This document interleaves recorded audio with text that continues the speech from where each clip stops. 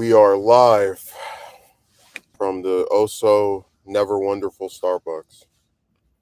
And I actually slept in a little bit. My alarm was set for 9:10. I woke up at 9:10, but I didn't, what's a good way of putting it? I didn't immediately react to getting up. I kind of just wanted to lay down for a little bit longer. I always set it for like 9:10, 9:30, just to give myself a second chance at waking up. And if it doesn't go through the first time, I usually am up by the second instance of it playing or going off. Oh man, what a week! I'm not even just talking about this week. Last week as well. Like I'll never not be surprised by the insanity that goes into just a period of maybe 7 to 8 days. Like so many things can just pop off and happen, and you won't have any expectation that it'll occur. Um, I have mentioned before because I had a conversation that there was this with this person. We were talking about cars, and I mentioned that in my opinion they're a trade off because while they're able to get you to further places than a bicycle or a lot of this other stuff that you pedal with your legs, it's it's difficult to justify having one when you have so many prices associated with keeping it in working condition, like getting the oil change, which over here is supposed to be like $80 every time you go.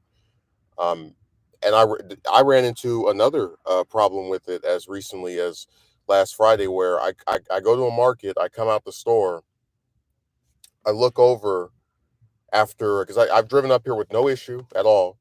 I look over and I start feeling this kind of like rumbling noise, like a type noise that I'm not normally used to hearing. And at first, I think maybe it's the ground because there's our infrastructure over here is a joke, so it wouldn't be a surprise to me at all to like drive over some ground that just is not well put together.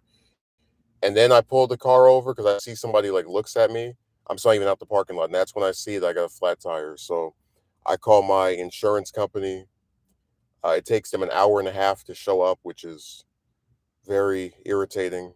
Not as much as it normally would be because this is at the end of the day. I don't really have much to do, so I can kind of afford to just sit there and wait for them. When they finally show up, they put some gas in the, or excuse me, some air in the tire. They give me directions on where on a tire place to go to. I go over there. It's like $12 to get them replaced. To get the excuse me to have it patched up where they I guess stop it from having air leaking out of it. So I do that. This is last Friday. No issues for the next couple of days. Then on Thursday, as I'm getting ready to go through a series of errands where there's one person's place I go to, and then somebody else's place I'll like pick them up or whatever. And it's about 12 o'clock in the afternoon. This stuff has to be done by like 3. I go outside. I start feeling that same type of feel, and I'm like, "Wait, did the tire that they fixed up start leaking again? What happened?" Nope, it's another one. It's the other tire on the backside. So I'm left with two choices. I either call up the insurance company again, and have to wait possibly an hour and a half, and have all of my errands basically be missed, or I manually, because the place isn't that far away from me, just manually drive over to the tire place, and I manually drive over there, and all the people are staring at me and going, "Oh, your tire is flat. Your tire is flat," as if I can't tell that it is. So when I finally show up, the guy informs me that I drove on it for too long, so I have to buy another, replace with it with a whole new tire, which is like $40. And as this was going on, I was just thinking about how I've had the misfortune really this entire year of living with a relative that's charged me to live with them despite being unemployed, and how they went from 100 a month to trying to. Everybody remembers the story, just the whole like dynamic of having to, that saga for May. But I was just thinking when I was about the peace summit where this person's relative had like been involved in this process of trying to get us to, I guess, speak to each other. And I said back when that happened, because they had convinced themselves that this relative pays for me to like eat each week, which they do not at all. I've even said At most, I might get some food from them maybe once a month. It is extremely rare. They couldn't care less. And most of the time, I already said before, I know they don't care that, they put on a good show, a good act, but those of us that actually have half a brain can tell that they don't, give a hoot. So I made the point to this person, like, hey, you might try to tell somebody that, oh, 100 a month isn't that much, which, I mean, whatever. But then it's like when this person has to pay for their own food, for their own gas, because this same garbage relative just as recently as yesterday had me drive somewhere to go pick up a person. And I'm not even kidding. The place where they are is 15 miles to and back, so it's like 30 miles just to go there. And of course, they as they always do, this is their trademark. They ask you to go somewhere far. They don't offer you 1 cent of gas. So this is why I said I really despise this person. I actively, you know, it's why I never quit trying to seek employment. That's what I've been doing all year. Um, it just became a hassle. But I just want you to understand that when you're dealing with parasites who are trying to get money out of you, and then you have to deal with, the actual expenses of just living, right, food and stuff for your car, etc. It just becomes very draining, and it really sucks the enjoyment out of. Because I was trying to explain this to this person on Thursday. I said when I was sleeping in my car, I was actually because they always talk about, oh, you should be, oh, it's so dangerous. But in reality, I was actually less afraid of doing that than being with this person, because at least in that scenario, I didn't have to worry about, oh, this person wants you to pay them 300 next month or 500 next, some other big amount of money that there's like a deadline on. The only thing I had to worry about was if I ate something and where I parked the vehicle, and that was pretty much it. So it just wasn't as terrifying as people were making it sound. Certainly not as much as the thing with this other, the alternative.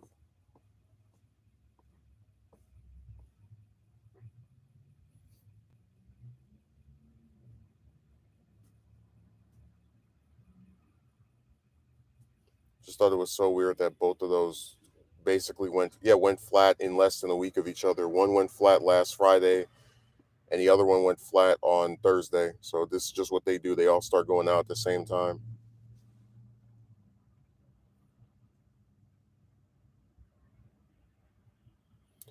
And the good thing about a Kotsky merchant is that I used to really sit back and wonder, like genuinely, I didn't understand. I was like, why is it every time he shows up to one of my streams, he can never click the like button? He will let me sit there and talk for 10 minutes, 30 minutes, 100 minutes, and he just won't click the like button.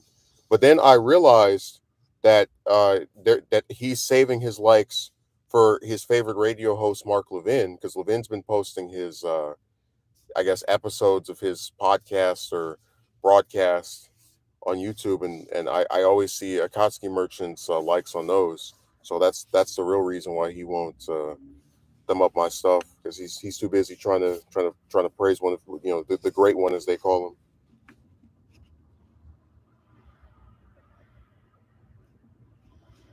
So now I understand, but it does hurt. It hurts to know I'll never measure up to his hero.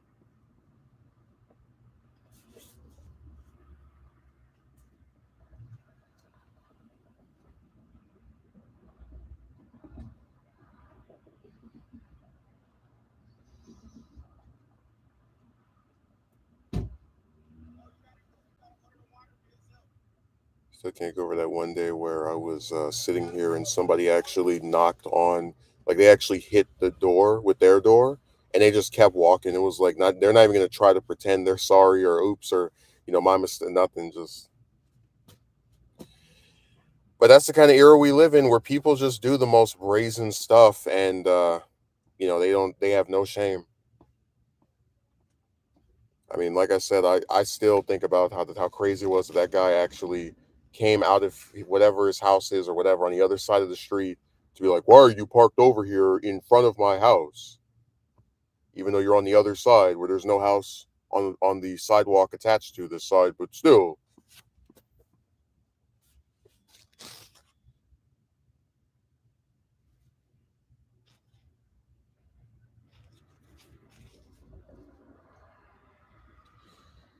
like I said, there are so many instances where I just pick my battles.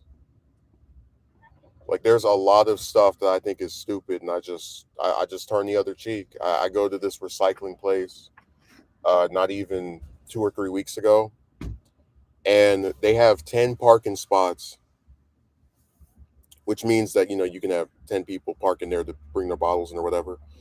And I kid you not, I move my I guess the basket or cart or whatever you want to use to describe it, where I'm putting the recyclables in, to the back seat of door of the car so I can like take it out directly. And the guy's like, "Put it behind the car instead of on the side of it. You are blocking people from being able to park." And I'm like, "Dude, there's 10 parking spots, only 3 people here.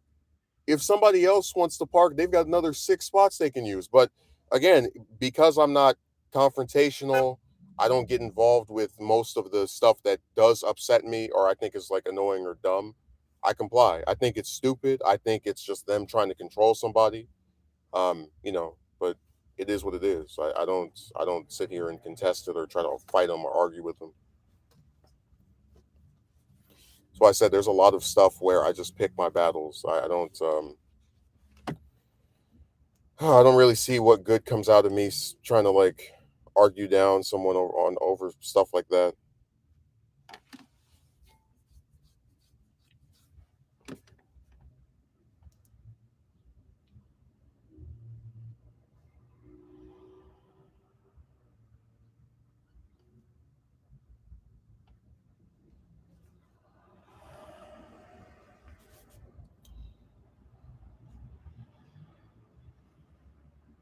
No, Akatsuki Merchant, I'm not reading another one of your comments until you explain to me why you can never like or thumb up one of my streams.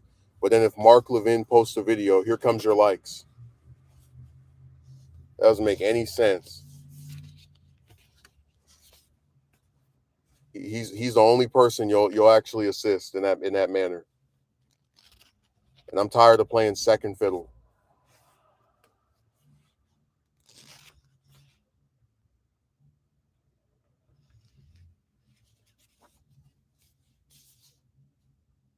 I can't believe you would do this. You don't even know who that is. Who are you kidding? The number one radio host in America, and you don't know who that is. Yeah, I believe that. I know you know who that is because you asked me last week if I was going to get his upcoming book that came out a few days ago. The Democrat Party hates America. So, let's not kid ourselves.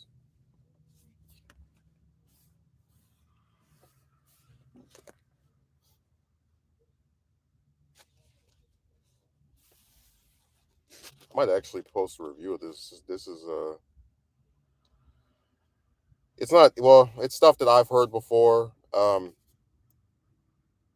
it's just kind of interesting seeing how you can like completely consolidate actual despising natures around one political party, like the other one doesn't have problems too.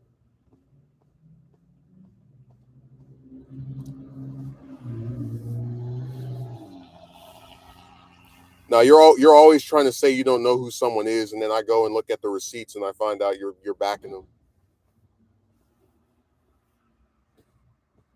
You're always tuning into Levin's podcast and rewatching it when it gets posted on YouTube 5 hours later, 3 hours later.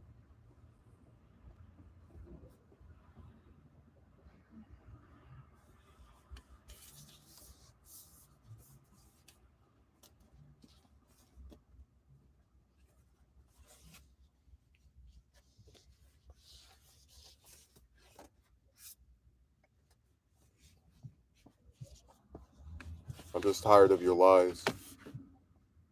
You can pretend you don't know who that is, but I've seen your subscriptions, and I've looked at his comment section, and there's always comments from some banana merchant guy, and I know it's you, unless you have some really slick doppelganger with the same avatar and screen name, which I don't think you do. So your goose is cooked.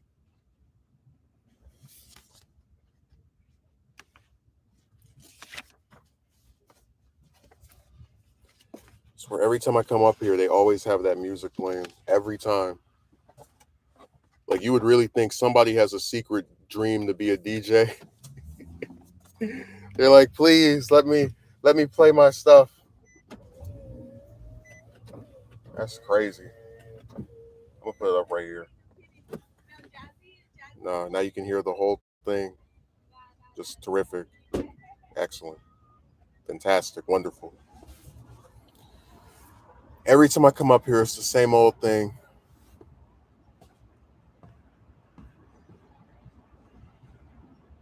And they play the most random music too. They'll have some rap on, then they'll switch to to country. It's weird. Like I hate all of it because I don't want to risk the copyright stuff. But at the very least, like play something that is. I'm gonna see if I can roll this up and stop it from whatever direction it is. Let me see here. Try the back one. Okay, there we go. That's much better. But yeah, don't lie to me again like that. We know what your true affiliations are, whose team you're really working on. Um, you got a copy of his new novel as well. I saw yours. I'm kind of jealous because you got yours on the first day. I waited a few days to get mine, but I'm glad that you decided to acquire that page turning best selling. I tell you, every time I hear someone's a best selling author, I'm just always laughing because, as I've explained before, I don't know anyone in real life that reads books. Like I'm dead serious when I say I don't know a single person that I have met in the actual real world that reads books besides myself. I'm not even saying that to be humorous, funny, nothing. Just I don't know anyone.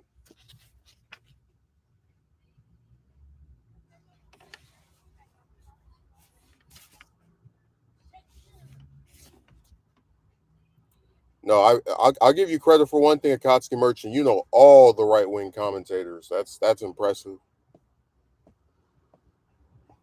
You know every last one of them. You're always watching their channels and boosting them up in the algorithm and spreading the good word.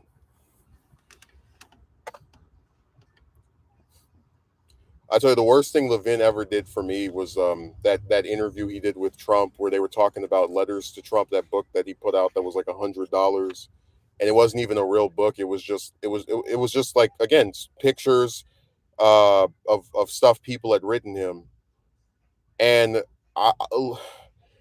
the just the way that he described him. Oh, people love you. It's like yeah, those letters were before he became a politician. After he became a politician and his positions on issues were known, or he shifted them or whatever, suddenly the love vanished.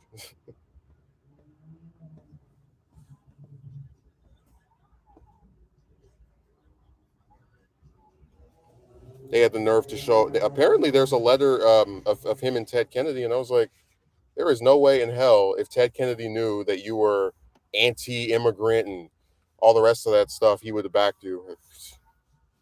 It's like you're actually kind of you got off kind of easy that he didn't survive to this era because he would be one of the leading voices against much of the tyranny that we see over here.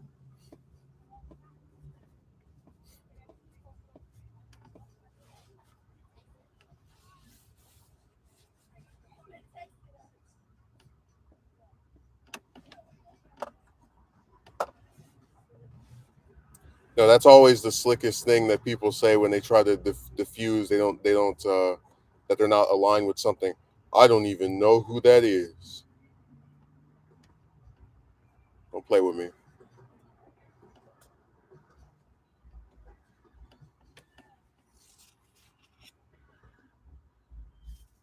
That actually is a point I made to this one guy. I said the thing about political commentators is that someone like Shapiro or even if you're looking on the left side, probably like Cenk or Anna or you know Kyle or Jimmy Dore, one of these people is that they'll be pretty well known within their respective circles, like people who believe the same stuff as them, right? Million subs, several hundred thousands, whatever. But in real life, you'll be shocked at how very few people just like, because the thing is, if people don't even know who their own politicians are in a lot of cases, they're not going to know the people that talk about this stuff, especially.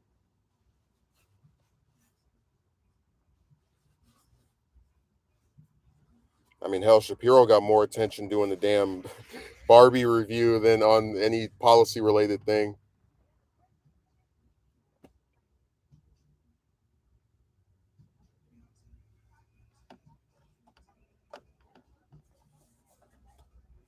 But yeah, I'm really glad I got a copy of this book because it's opened my eyes. I now see the light.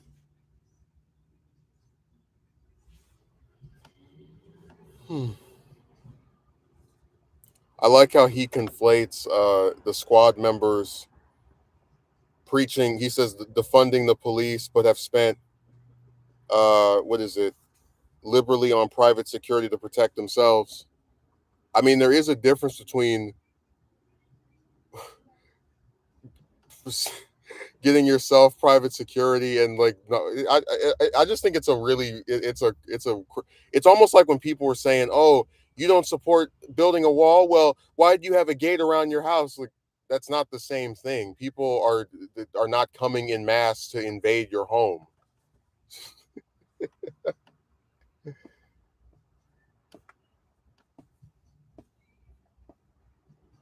One thing is, if it, like, if you're against regulations, if it's private security, why would you be bothered by how much they spend on it?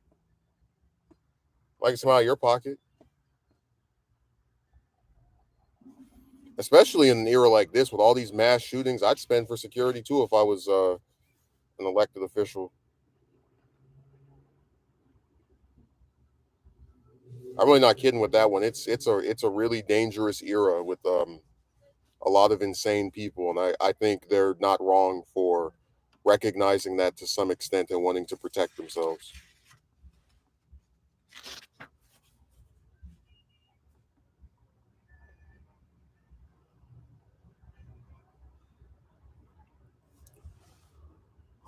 Hmm. Hmm.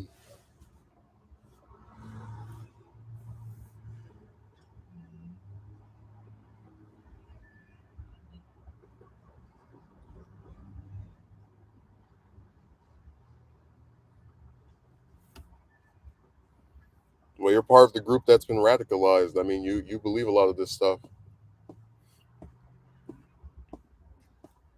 You know, you when you found out that Roe got overturned, you were jumping for joy. You want to let China eat Taiwan. That still is one of my favorite lines from like this whole year. Just the idea that you could. Oh, Jam, I was telling I was exposing a Kotsky merchant because he tried to pretend he doesn't know who Mark Levin is, but then I went to a Kotsky merchant's house, and you'll never guess what I was able to get a copy of. The new great novel, The Democrat Party Hates America, that just came out a few days ago. So now he's been exposed. He's a Levin loving, um, internet hopping individual, and if he gets mad, then that's too bad. But he wants to let China eat Taiwan. He wants to gut welfare. I don't even want to look at him right now. I've been finding all his positions. Dude, this book, I got it because it's so what's a good way of putting it? There's something to be said about being so partisan that you have to say an entire, yeah, he is a Levinite, an entire political party despises its own country. And I've read about 2/3 of it so far since I got it yesterday. I know I'm a very fast reader, and it's pretty much the same old stuff. Like, Roosevelt was this person that was bigoted, and so was Johnson. And he doesn't mention Carter because Carter doesn't fit the narrative. Carter is a little too accommodating of minorities, if you know what I mean. He's a little too nice to stick in here. He doesn't mention Hubert Humphrey, who let's not forget, in 1948 gave the Democratic National Convention speech urging them to do things for African Americans, which put him at odds with the Southern Democrats. Um, he doesn't. I mean, you get the idea. There are several people that he just can't use to peddle his narrative because they don't fit it. So Carter doesn't get mentioned in there at all. Um, when he, oh, and when he mentions Ted Kennedy, It's only to bring up Chappaquiddick, of course, because only thing that matters in a 47-year career in the Senate. It is cherry picking. My favorite part is that he brings up the squad and he's like, they spend money on private security for themselves while saying defund the police. Like that those are two different things. Like private security for you because you're an elected official, and saying the police should not have this advanced type of weaponry or be overfunded in your view. I just they're two different things, but whatever. Dude, in that voice, man, it's that voice.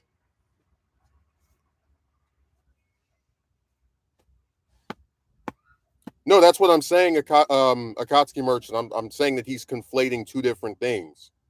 That's why I gave the example of the people who were saying you're against building the wall. Why do you have a gate in front of your house? Like that how, they really said to Pelosi. I'm like, those are two different things. First of all, you don't need a visa to get to the gate.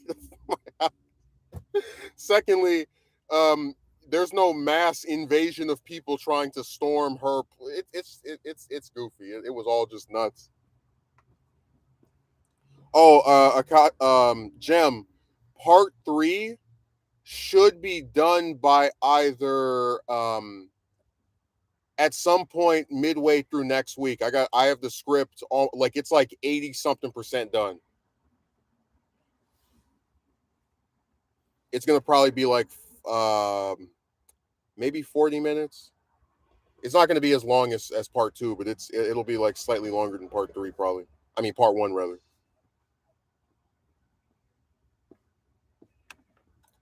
Now that thing with her husband was kind of scary. That he's like in the house and some random guy shows up looking for your wife and beats you up. I tell you, I'm serious. I don't support violence against like even the politicians I despise. I don't support violence against them. When Scalise, the number two House Republican, got shot in that baseball thing, I condemned it. Even though he himself likes to sit there and say that you should just have no gun control at all. Just let people just have weapons.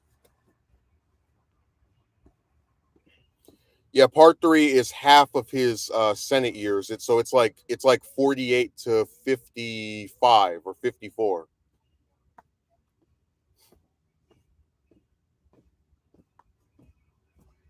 I was actually thinking it's kind of funny how in Dalek's book he talks about Johnson's relationship with the other Southern Democrats, and then like with the basically he does this thing where he unifies the party um, to work with Eisenhower, and it's really interesting because you have the usually the opposing political party is supposed to be the one that gives you hell, right? But because there's like right wing people in Eisenhower's party that are further to the right or don't think he's radical enough for them, it puts the Democrats in a position where they can be the party that says, "Oh, we're here for the president. We're trying to advance the national interest."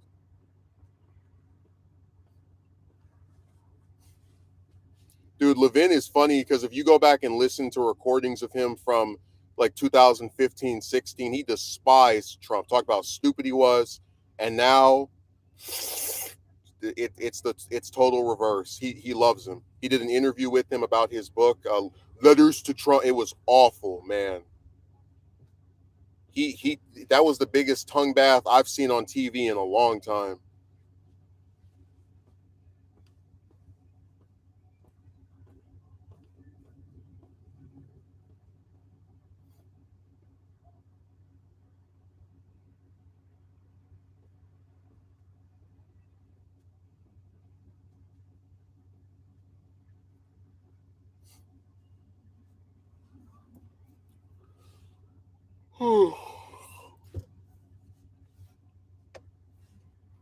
But yeah, after I do part three, we'll have after that we're only gonna have what part four, and then maybe a part five, and then we're at the presidency. So that'll be a sight to behold.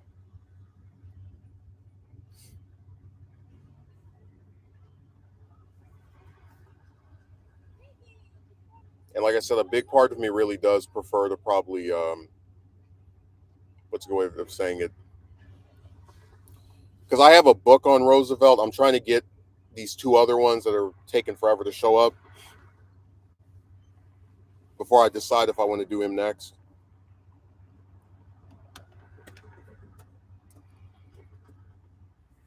I'm not entirely sure.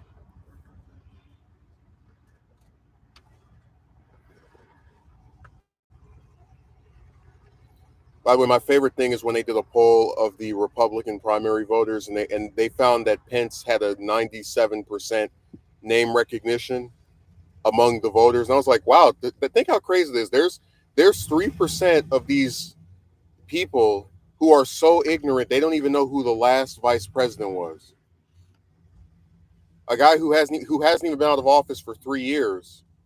They don't even like, and was one heartbeat away from being leader of the free world. They have no idea who that was. And these aren't young people. These are just very naive and uninformed. That's all I can say.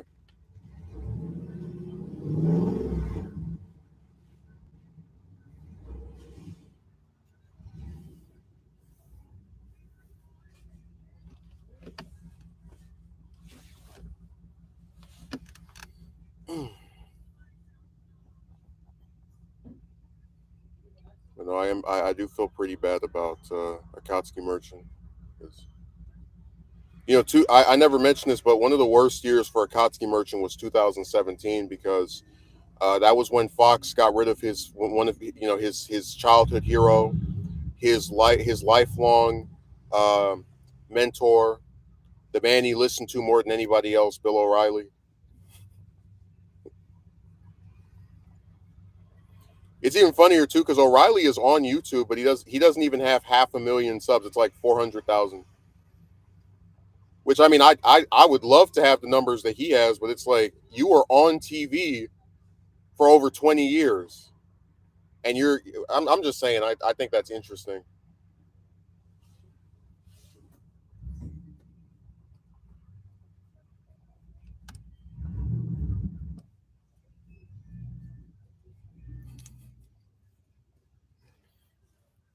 Yeah, I think after the election, Jem is probably going to found his own network. It'll be called I don't know, 422 what you going to do TV or something, and he'll have O'Reilly and Levin and uh Shapiro and what's the other one? Um he'll have like all of them on there as commentators, and he'll do some sponsorship of the Daily Wire and Breitbart, and they'll play reruns of The Firing Line with William Buckley.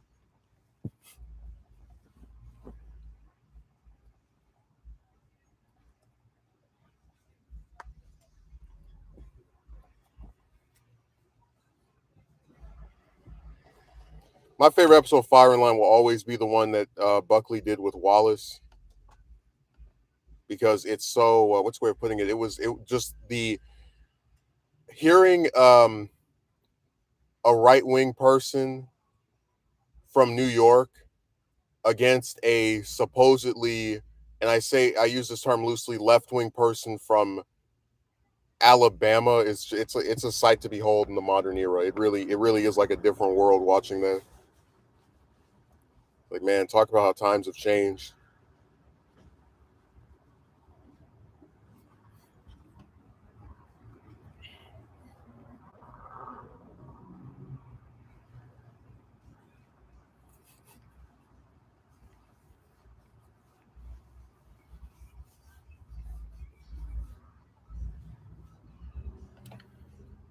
So yeah, I'm glad I was able to get a copy of what I'm sure will be Akatsuki Merchant's favorite book of the year.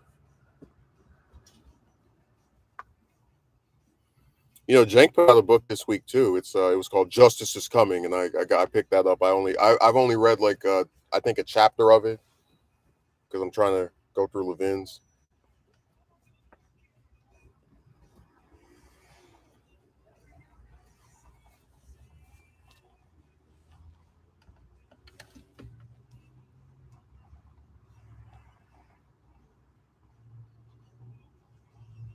People are just playing music from every corner. Sometimes they're playing music over there, or they're playing it over here. It's awful. Like, guys, I get it. You want me to listen to your nonsense, but give me a break. I'm so tired of that. Let's try it like this. Oh, it's annoying. Now my light might be stuck on. I hope it turns off by itself. Okay, good.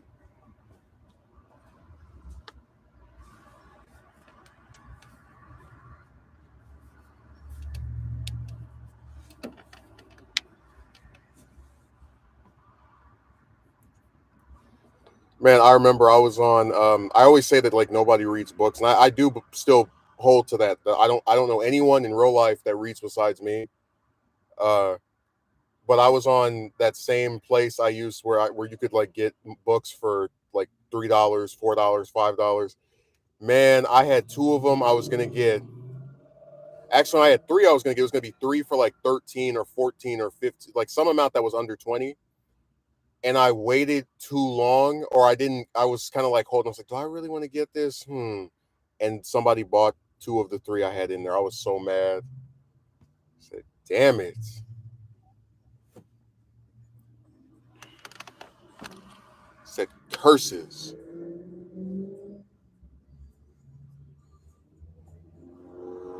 I was very, very, very angry. I said, how could this be?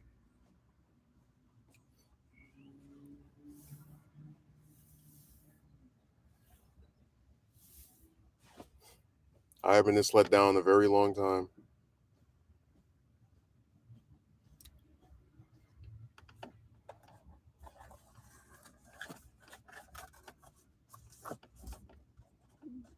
I'd say one of the worst things Jem ever did was when he had the nerve to talk trash about President Ford, but then he was over there praising Andrew Jackson. I'm like, come on, man.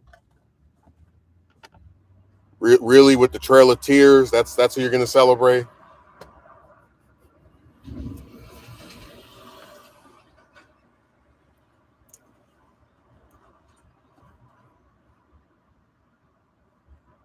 That's who you're gonna speak so eloquently of.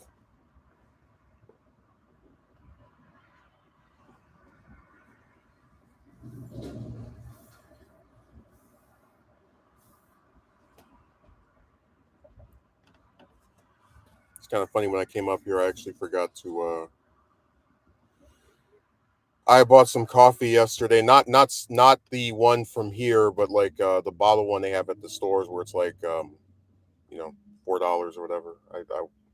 I was supposed to drink that while I was streaming because it would show that I'm trying to stay up and awake and alert for my audience, but I forgot to grab it while I was heading out. I was driving too. I mean, like I said, if you're busy, you don't have to show up or write anything. I get it.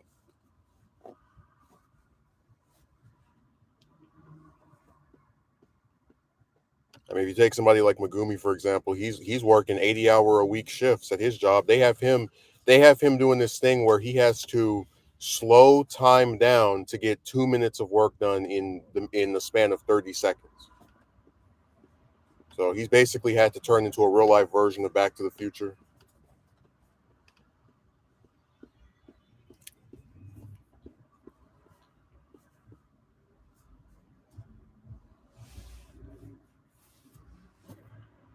Oh, you probably didn't even see the video about Scott where he's like, they want more money for less hours, more days off for less work.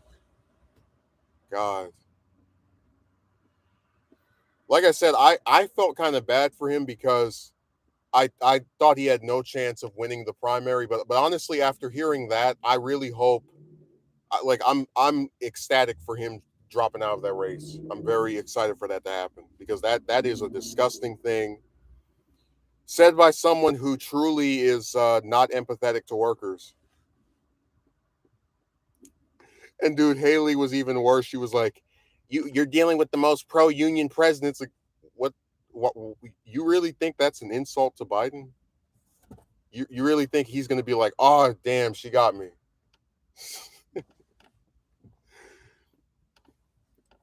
Like there's been polling that shows it that most Americans support unions. So to say that Biden is the most pro-union president is kind of like, I mean, just like of all the self-inflicted L's, that's when it takes the cake.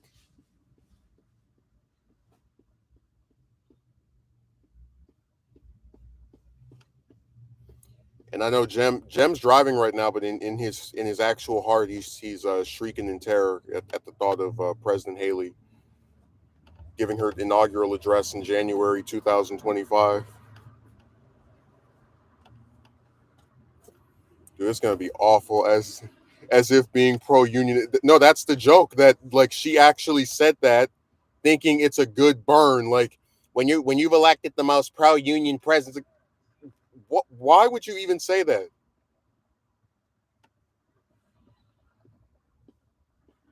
God, man, I tell you the fact that they're able to trick people into thinking that they're for the working class is hilarious.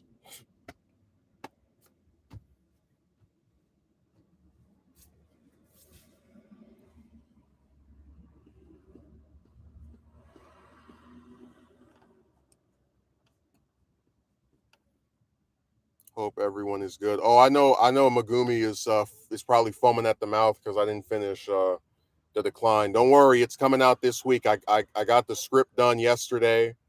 I record the whole thing, so it'll be out this week. Just have to edit it.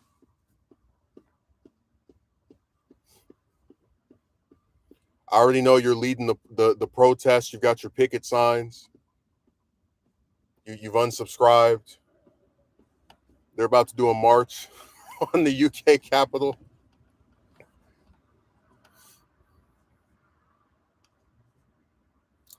Oh, Megumi probably didn't hear the story of the two tires, where between this week and last week, I had to spend $55 on getting one tire, having it patched up, and getting a whole new one that I had to drive on to get over to the tire place as to not miss my pre-scheduled appointments.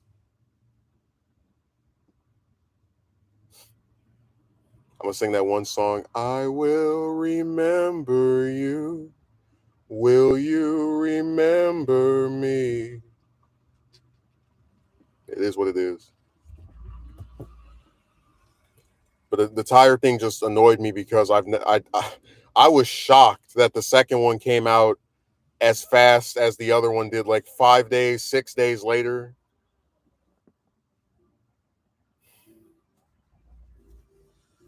And then my lovely parasite is like, pay for in the video I have this thing about concern trolling where someone pretends to care about your well-being, but they actually don't give a damn.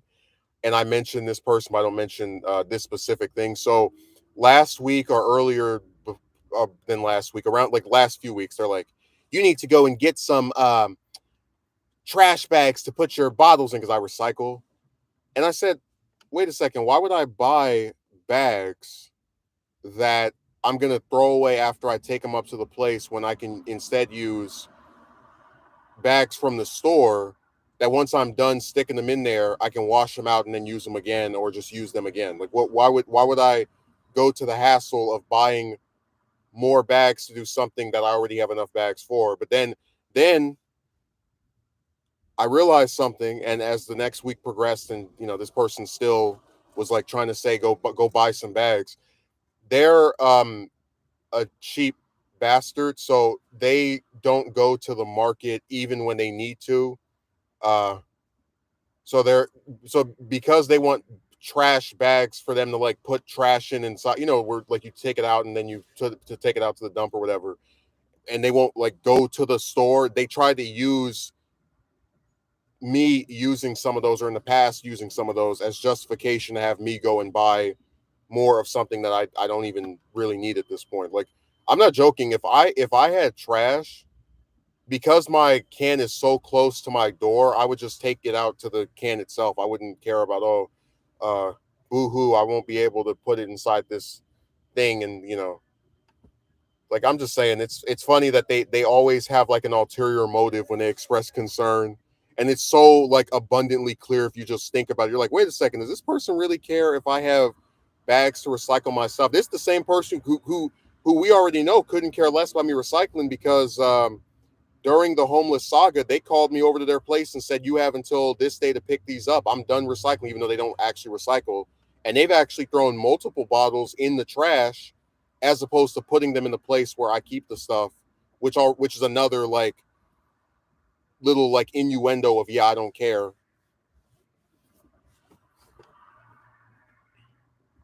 That's why I said all that fake concern, man, it just seeps out.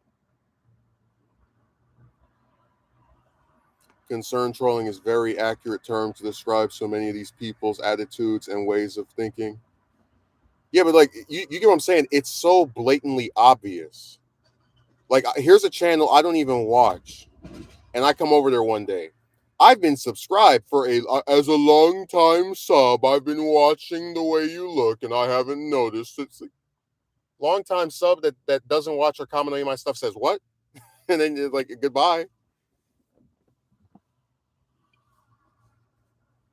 I tell you my favorite part of that stream is where I was like, right, that's why I haven't seen you on any video or stream long time. So like, just because I haven't commented doesn't mean I haven't watched. Like, no, but it would give us a record. You'd be like, see, like I commented here, I commented there. Because like I said, YouTube on mobile has a thing where if you click on someone's username in the comment section of a channel, it'll tell you how many comments they've left.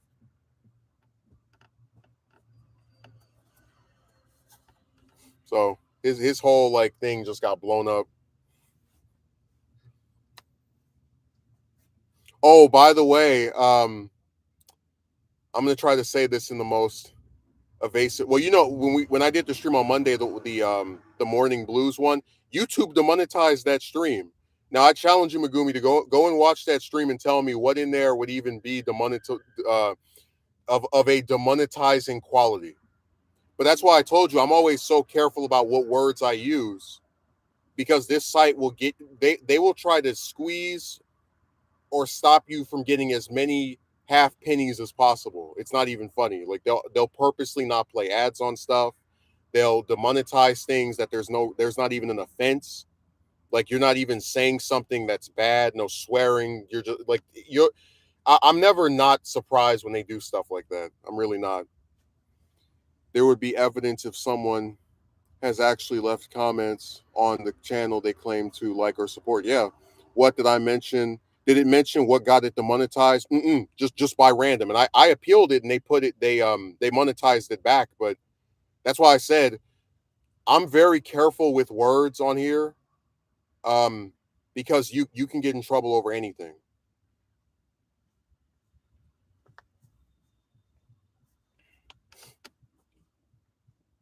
Like my unpopular color video. The only thing I say in that whole video that might be of a demonetizing quality is where I say that I believe like most women today are yeah, but the actual main reason it got demonetized is because of all the different comments that are on the screen by people calling me, that's the actual main reason.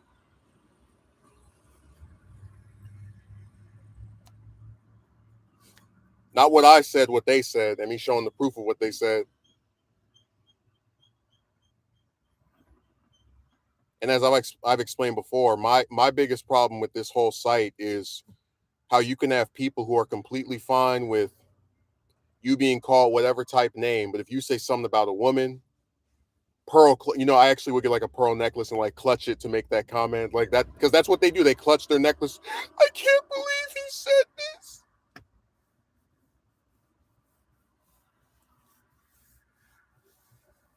Morning Blues was a great stream. I don't see how it would get demonetized. I don't either. Jam, I'm gonna get you in your better format. You know that YouTube has a monopoly on video making. So if you're telling me to go to Vimeo or Daily Motion or BitChute or what's the other one? Um, do people still use Gab TV? Whichever other one there is, or Truth Social. I'm not going on there.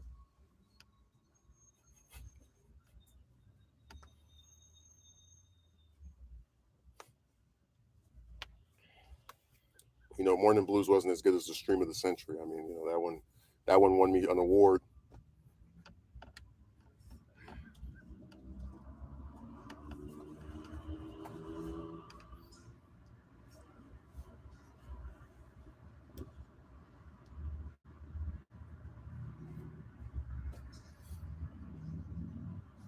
What was I gonna say? Oh, okay, now I remember. So listen, there's a woman I mentioned in Morning Blues. I'm not gonna say which one it was, although I feel like there are breadcrumbs there. But basically, I stuck to my word when I always say this, and I'm very truthful when I say this. When I stop talking to a woman, I don't look up her name. I don't look up what's going on with her. I don't look up her pictures.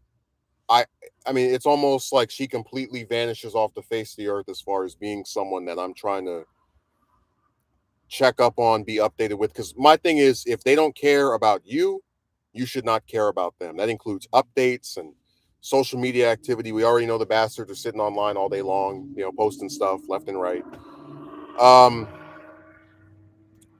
so I was looking something up, and this woman is on Twitter, and out of like I see people are responding to her. This is like last Thursday, and the comments are from about 2 weeks ago, like the start of the month. And people are like, "What is wrong with you? This is crazy." Like they're reacting to her in a way that is not befitting of someone who people are like in the corner of. I'll put it that way. And I click on yeah, I know you love X Gem. You have like 10 accounts on there. But I click on the link to the account and it says it no longer exists. And I'm like, because that happens sometimes. You change your name, or if you delete it. And I was reading through the reply. I'm like, what happened? Because this person had this Twitter account for years. Um, there is some type of thing that happened where this is what I gathered, because they put out some statement or whatever. They were in some kind of feud with somebody else, and it got personal or whatever. And all I'm gonna say is this, without getting even further into details.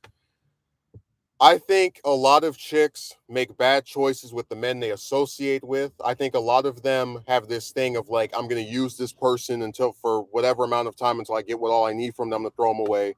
And I think she involved herself with people that she should not have involved herself with, and is thus paying the price for it. It doesn't mean I agree with what is happening or what has happened. I actually sent this person a message on Thursday. Of course, they didn't respond, but I didn't care because I'm not trying to talk to them anymore.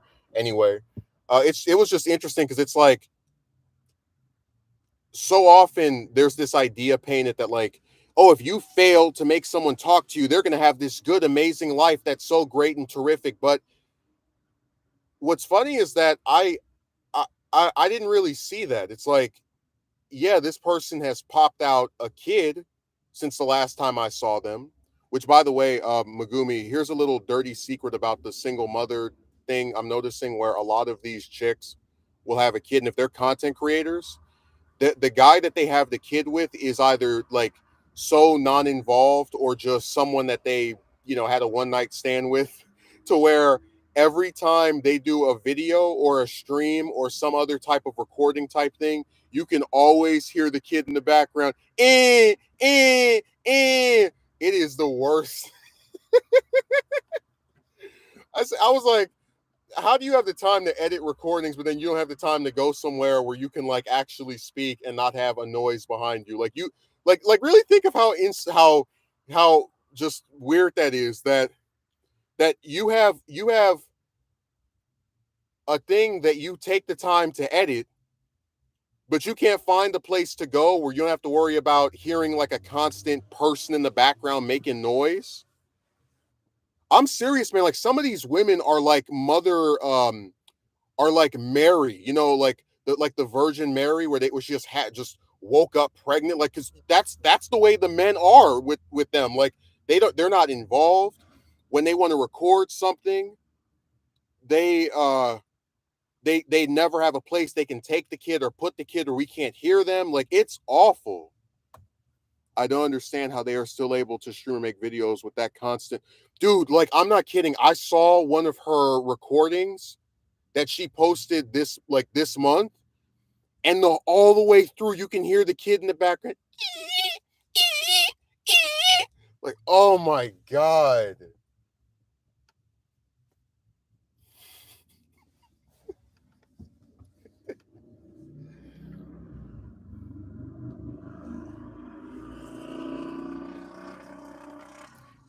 I'm just thinking to myself, this is the same woman that would that turned down marriage proposals so she could live the luxurious life of having a kid where the dad apparently is nowhere to be seen, and talking to guys on the computer all day long. What a dream fulfilled. Good job.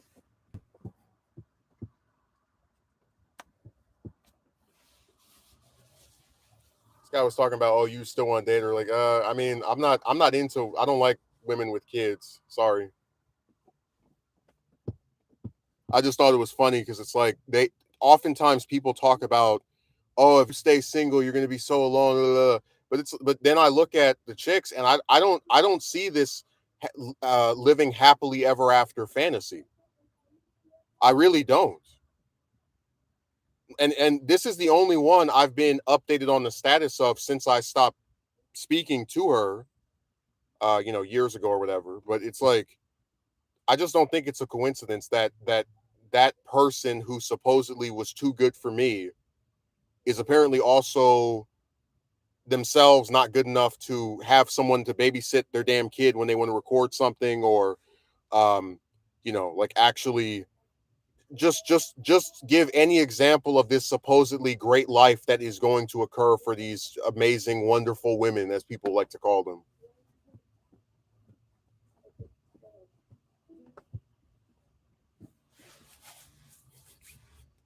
Dude, I can't tell you how many times I've seen that where there's some woman, and maybe she makes videos, maybe she whatever, right? And like after she has the kid, that's all. Every time you see her, she has it. Every just like you, and I always think to myself, like, they don't have any babysitters. They can't let it stay with the grandparents. That, like, nothing. Like, damn,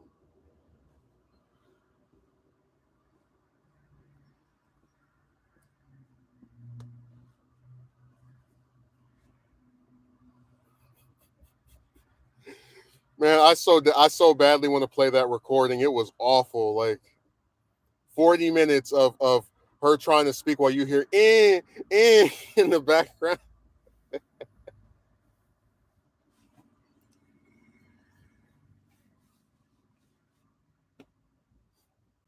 I've definitely noticed this mainly on some Twitch female streamers. Well, Megumi, I'm very serious when I say this. I don't really watch female content creators um all that much at all. That's not a deliberate choice of mine. It's just they tend to not be into things I'm into. Certainly not in discussing it in the same way. But like I'm dead serious when I tell you that there are female content creators who have proper setups where even if they have a kid, you can't hear them, you don't see them. They're like sitting in a studio.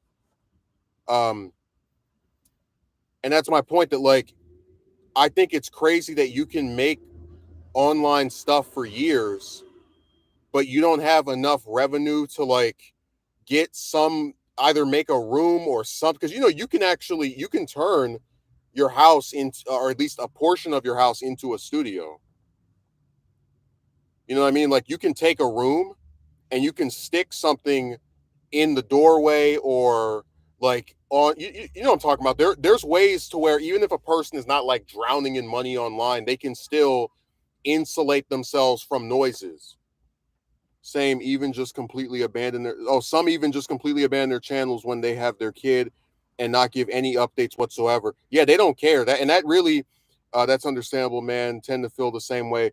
But you get where, like, that shows you they don't actually care about being a content creator if they can just, okay, I popped out my kid, goodbye forever. Single mothers ate the worst. Yeah, some of them do have some bad appetites, I have to admit, man.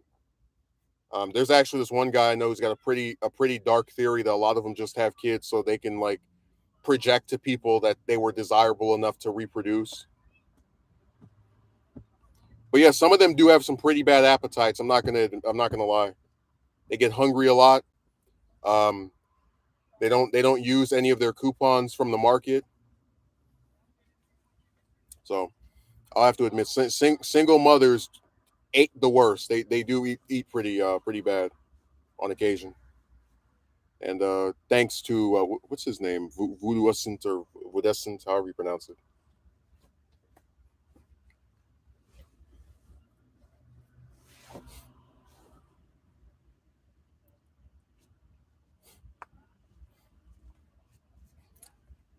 Dude, I don't know how anybody watches that damn thing. Like I'm telling you, all you know you're running a crappy show where the only thing all it takes to like have the quality go down is to have a kid and then like have nowhere to put them or anything the whole time. And I'm not joking, you really would think that she lives in like a one bed like a one room shack or something cuz I saw an interview that she did, not interview, some kind of like other recording that she did like last year around the same time that this kid was it was the same thing. And it was like god. So that just shows you that this idea that women just have a happy ever after ending because they reject you and they move on to these great amazing men, don't believe that crap. It's actually a nice one right here. She's got a yeah, that's nice medium length brown hair, good physique. You could tell she probably walks a lot. Nice little white jacket.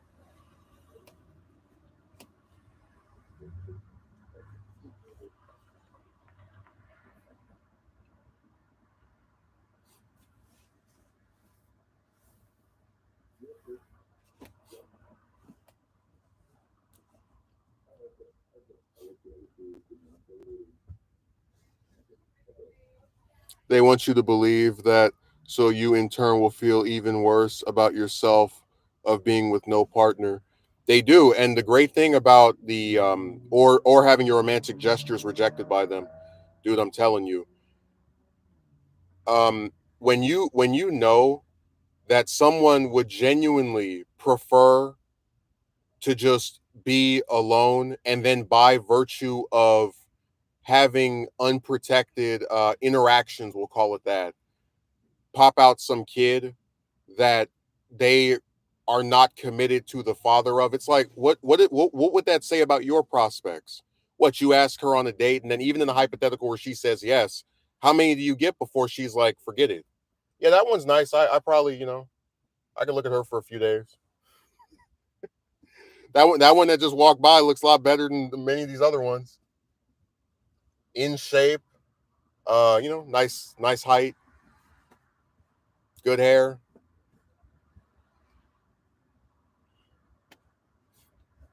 I wouldn't waste my time, but still, trust me. But like the other ones I'm looking at up here, we got one on the side who actually does have some nice long hair. Like that's the one compliment I can give. But let's just say the size is something I'm not feeling. Then there's another one who's got a bag over her head, and that's like self-explanatory. So that was the cream of the crop that walked past me. Well, look, I'm just trying to be advertiser friendly because, like, if you talk to somebody and you say, "Hey, do you at some point in your life ever want to get married?" and they answer in the affirmative, but then you look at them years later, right? They have a kid, but they're not married. There's no sign of the guy in sight, and you look at that and you're like, "Well, this doesn't really seem like you're practicing what you're preaching."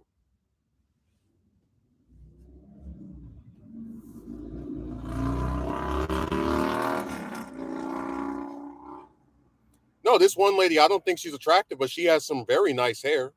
I'll freely admit that. Nice and long, and it goes all the way down the midsection of the back. It looks really good.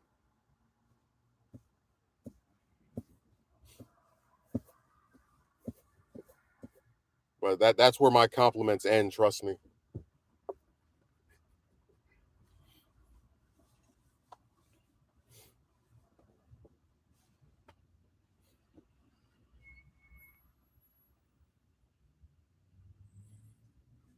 God, man, we have a real epidemic of obesity. Like it's like I'll make some jokes here and there, but I'm always just kind of scared because I'm very serious when I say there are days where I'll eat probably twice and that's it. And like I look at these people, I just wonder how many times, what type of stuff.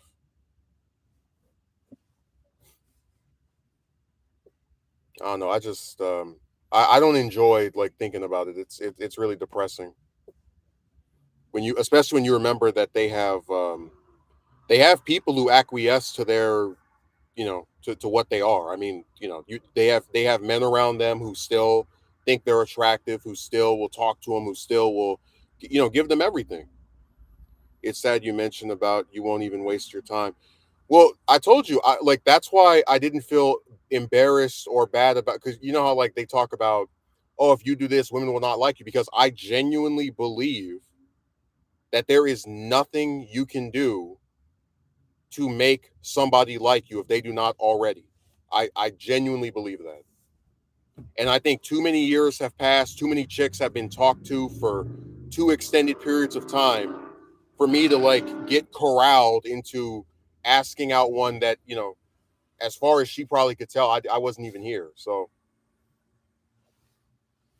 trust me, there are plenty I find attractive, good looking, hot, beautiful, etc., etc. But I just don't see an incentive to speaking to them. And the problem is we're at a point now where even the ones that you aren't romantically interested in are still botching their relationships with you. There's one on another website right now who, it's like you get this person, they will send you messages here and there. They can't even follow you back. Two, she tried to do the same thing of, oh, eventually you'll meet somebody. I was like, please don't, lady, please, let's not play that game. And then of course this person, just like all the rest of them, they can post online all day long, but oh, you want me to send a message to you per day, a message per week? Gotta hit me up a few times. And then I was talking to them about getting involved with this like script I was writing for a movie. I was like, hey, you want to voice this character for me? And they're like, well, I've never voice acted or acted, period. And I said, that I didn't say this to them, but I just thought to myself, it's sad that you try to involve people with stuff, do something with them, and they're just like, I use this term loosely, but a lot of these people are just anti everything. When you want to talk to them, they don't want to speak. When you want to send them a message, they don't want to respond. When you want to involve them in something you're doing, they're not. They won't even think about it. I mean, I just get so tired, and that's why I told you that um talk like women are a lot of times are like poison, because when you try to get involved with them, oh no, that one, the one that is doing this stuff on that I'm talking about, she's not overweight. No, I saw what she looked like.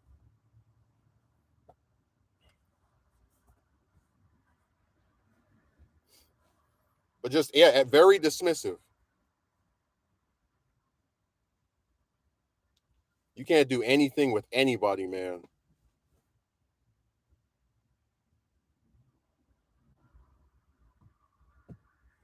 Just like I got this one person, I wanted to take them to the Nixon Library because I really liked all the historical artifacts that they have there. But they sleep all day long on the weekend, and they go to work on the weekdays, and even then, like, only get up during the afternoon. So it's like I have no, and the place closes at like 5 o'clock, so I have no reasonable window to be able to take them there and then come back, because they're sleeping all day long, and then by the time they wake up, the place is about to close down. See what I mean?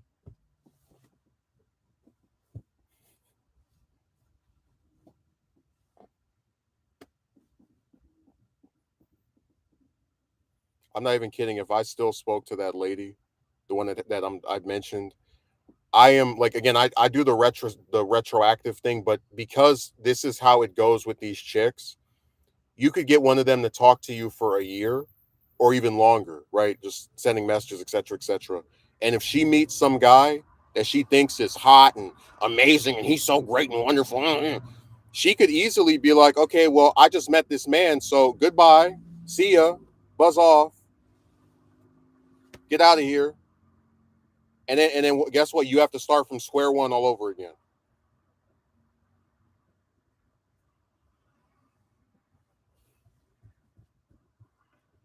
That actually would be kind of funny if I messaged her and she was willing to go on a date, and I was like, yeah, you want to go on a date now after you popped out a kid with the guy that abandoned you and left and in that one room shack. And sorry, too little, too late. Everybody's looking for a rescue or a save.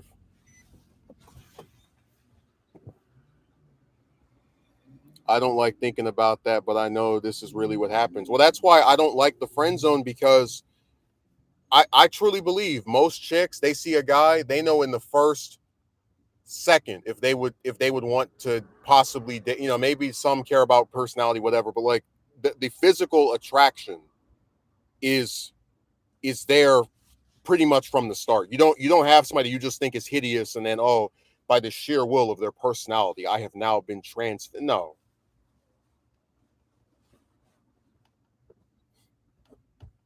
It's a scapegoat. You're filler. You've seen anime. You're filler.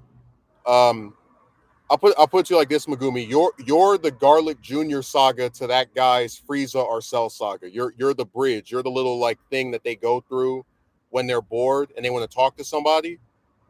But when it comes to the true real story, the real thing we're gonna all get into and try to like get invested in, that's the guy. So you get thrown to the back burner or shoved to the wayside. Oh man. Um, for the person that she's actually serious about dating, because like I said, you were never actually a candidate. You were someone that got gassed up into thinking that you were by her lies and deceit. But as far as a serious person, she no, never. It's the same thing every time. Okay, now I see two more. This one's really nice. She's got the good slender figure. She got some dark hair with some nice bang. I miss bangs. Like I really, the hairstyle she has is really nice.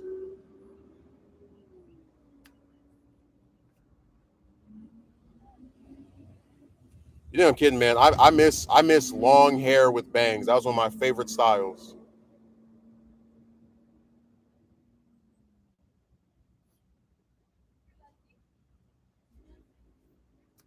So I've seen at least three good ones today. That's a miracle. That's like the one decent thing.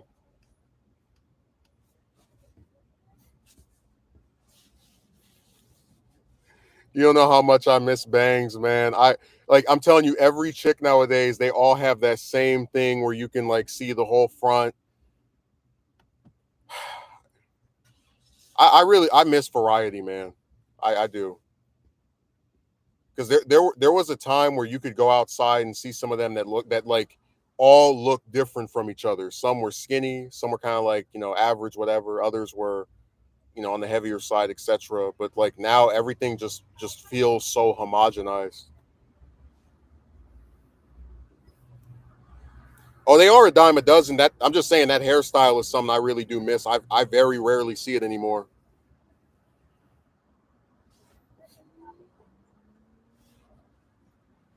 Like almost never.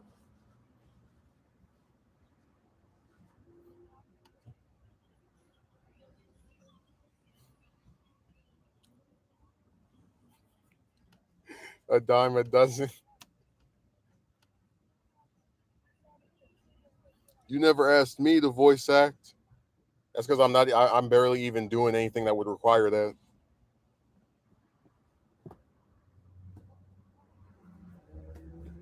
Like I got a lot of fatigue with VAs. Those people ran me to the ground. I just like I mentioned I had one of my work for years. Always would accommodate that person. Anytime they needed an extension, I would grant it, etc., etc. And when they strung me along for months saying they were going to record something and then announced they weren't doing my thing, I just collapsed. I said, this is insane. Like it was driving me crazy. It really did.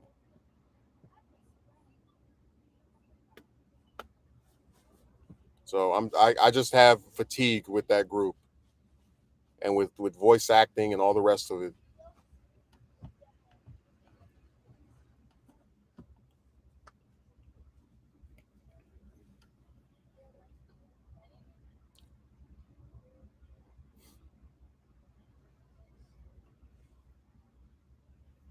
No, I'm very disappointed in Jem. He's trying to make me feel bad. I remember them giving you a really hard time. And like I said, Megumi, all you have to do to understand why I was as pissed off as I was is just put yourself. I know empathy on the internet is really hard to do, but just put yourself in my position. You make a show where you have to write every script, you have to draw all the visuals, you have to edit it, um, you have to hunt down other people that are going to be involved. You literally the only thing that you don't do the entirety of is all the voices. And so the one role that these people have as a collective, which is significantly easier than doing all this other stuff, I think anyone would admit to that. They can't do. No matter how many times you grovel at their feet, you beg them, you compromise with them, it doesn't matter. They just will not do it.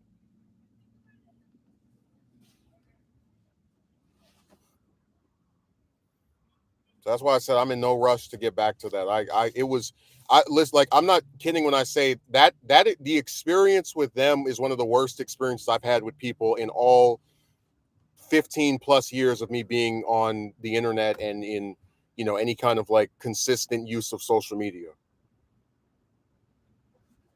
It was awful and it went on for years and it just wore me down gradually.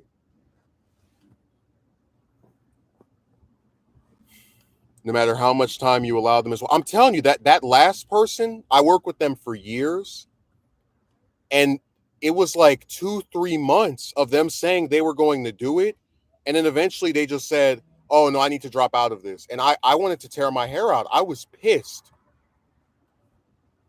And actually I think I remember I mentioned it was the same day that I got fired from that restaurant I was working at. So it was like I got fired from the restaurant, and then like 2 3 hours later that person announced they were quitting. And I'm telling you, like I really did feel like my roof was going to collapse on my head. It was just bad news after bad news.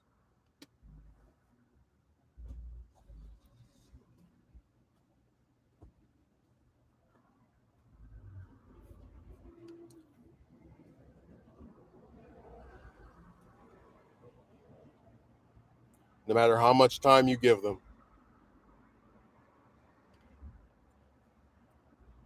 you see how you're when that one person I'll forget. I remember they said they're going to voice act for someone. When they blocked me after they said they were going to do something, I was like, I see how my patience is rewarded. This is what happens when there are no consequences. Online people feel they can just do or say whatever they want to. Others, oh yeah. I mean, some of these people are so incredulous that they actually get offended if you do a video talking. Jim, listen, don't play with me on that, okay? When people sign up for something that they know they're not getting paid for, and then they abandon it after or try to like ask you for money after the fact, that's on them. Don't play that with me. Let's not get caught up in the money game, because when people know they're not getting paid for doing something and they sign up for it, and then after no, I'm not going to feel bad about not shelling out 300 400 $500 for people to do something that they were fine with doing for free for every damn other person on this site. No, I'm not. mm.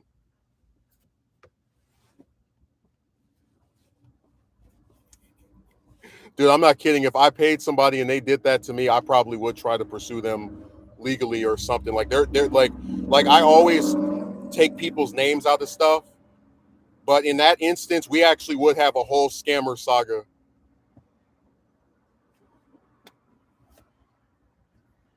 Well, listen, when people ask, "Did you pay them?" That's often a line that's used when they're trying to shift the blame back to me.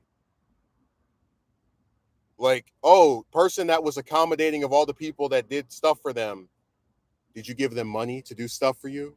It's like, did they need money to do this for anybody else? Were they told in advance they would receive some money? No, they weren't.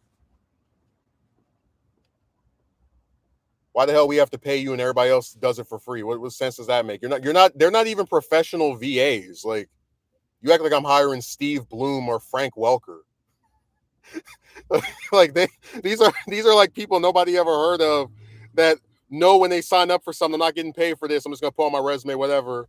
So no, I don't feel bad. And like we already talked about the scammers where some of them will sign up for stuff, do it for a little bit, and stick it on their resume and then jump ship. So let's not pretend that, like, I know it's customary for people online to stick me on the cross and blame me for everything, but in this one scenario, I'm not gonna be the fall guy. Sorry. Yeah, they already knew they weren't getting paid anyways before they sign up for this. Yeah, and I'm not kidding when I say this really has nothing to do with payments. I have a person who's done this who did it with me for like 6 years without any payment, never complained, had no problem with it, knew when I asked them to do it, they weren't getting paid. This is something that people outside of what went on get upset over.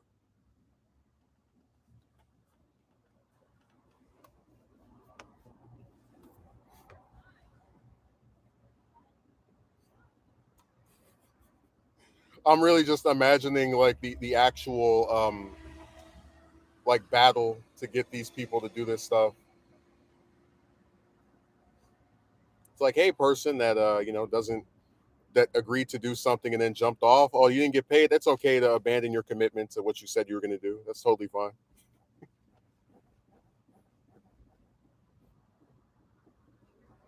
My whole thing is I try not to make promises I can't keep. So that's why I don't sign up for stuff I know I'm not going to do or I'm not committed to doing because I don't. I really would hate to be the reason somebody can't make something or like an impediment, especially for the low budget stuff you see on the internet. Like, it's one thing for a studio to hire some actor and then the person's like whatever, because they can always find somebody else. But a lot of these people, when they're doing this little low budget stuff, they're looking for someone to do a line or whatever. And it's like, I'm not going to stand in the way of someone being able to make what they want by signing up for something and then jumping ship.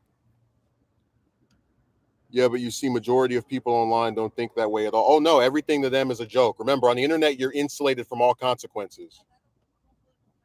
Pretty much, no one ever gets punished over anything they do on here. I'm not kidding. We had a guy 10 years ago, basically, well, 11 years ago at this point, basically talk a girl, young, ninth or 10th grade girl, into ending her life, and they didn't find out who he was until like last year, and this happened all the way back in 2012.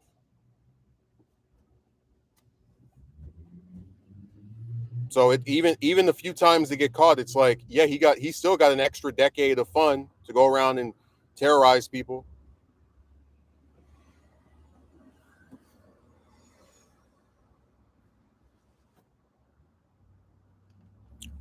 Oh, trust me, man. If I really went through the rabbit hole of my channel's history before I was an adult, there was a lot of stuff that happened.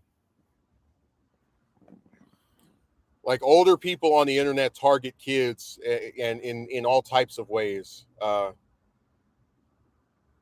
only difference between now and back then is I'm a lot more privy to like the con artist stuff, so it doesn't work as well.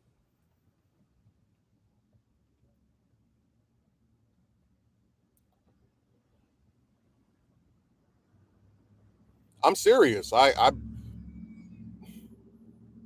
again, if I go through the rabbit hole, what's a good example? Hmm. How many times did that happen? I mean, just YouTube back in like the I never. Well, I'm not talking about you. Trust me. I've been on this site a very long time. I've seen all of its eras. I remember the 5 stars, the friends, the private messages. I'll never forget. I had one guy that I used to love the videos of. I was like, the old. This is like 2009. I was like 11 or 12, a very long time ago, and I wanted him to add me on his friend list. Um, and I like, and look, I can look back. I can say I was pushy, annoying, whatever. That guy went on my like in my channel's comments and cursed me out. It was like I would have added you if you had. I was like, damn. I use the private messages too. I would send all my favorite content creators, "Hi, how are you? What's up?"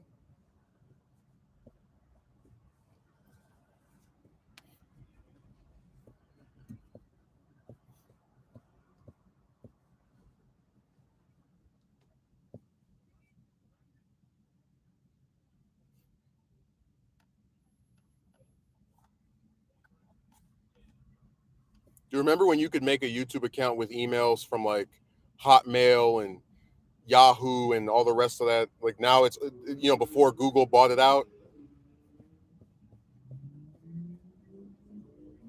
If I remember correctly, you had to make a new email for each channel. So if you want to have 2 channels, you have to make another instead of like the thing where they can, you can like click add channel, you'd have to make a new email just to have another channel.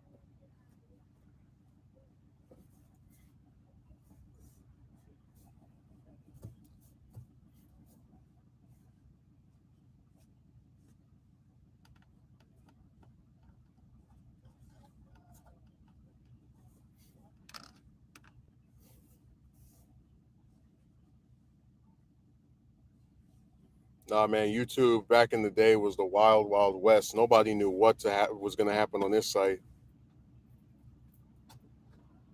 They were all over the place.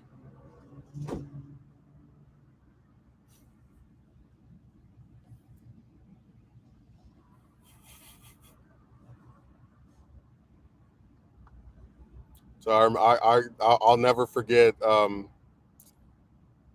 There's just so much weird stuff that happened on there. Like I remember the most abstenuating stuff, the stuff that was like the craziest, but uh, like some of it, I still don't even know if I want to speak about it. It's just how insane it all was.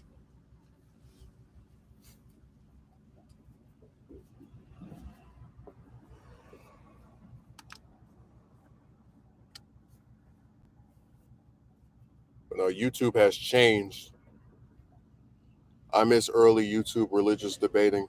Well, yeah, because back then you didn't have to worry about this is deemed hate speech or whatever. This is deemed as being too extreme, etc.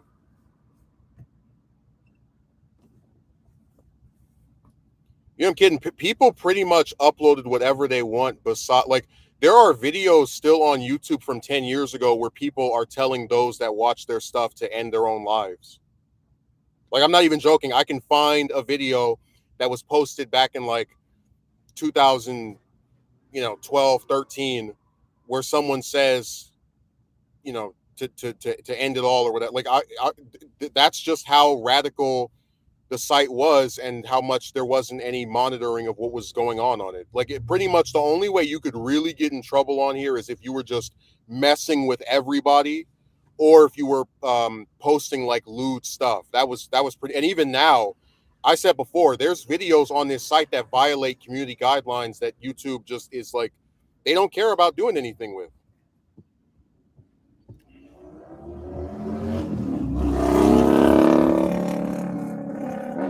Hence, it's now on the lot. Do remember when videos were only 10 minutes, then it was 15.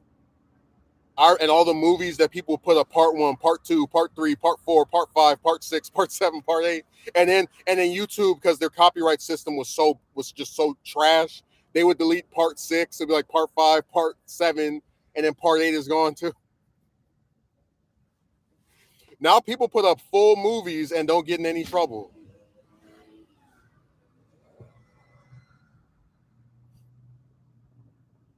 I know channels where they put up TV show episodes, and the only thing they do is either speed up the intro, or they cut out the intro, or they like slow the intro down, whatever.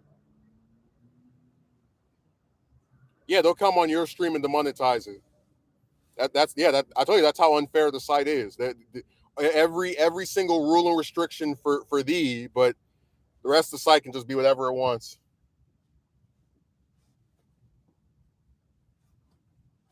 I already told you, there's plenty of content on here that is like more taboo than people realize. No, I do not remember that person. But you have videos where there's like a woman who's wearing some kind of like scantily clad clothing, and she'll drop something and start bending over, or you know what I'm talking about, like on purpose to like get attention from men. And YouTube will be like, well, maybe she did drop something.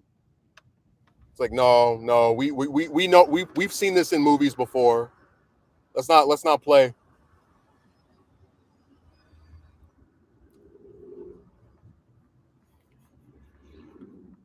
It's like, whoops, everything just keeps falling today. If I put up a video like that, no one would make excuses. That's how the double standards on this site just they permeate.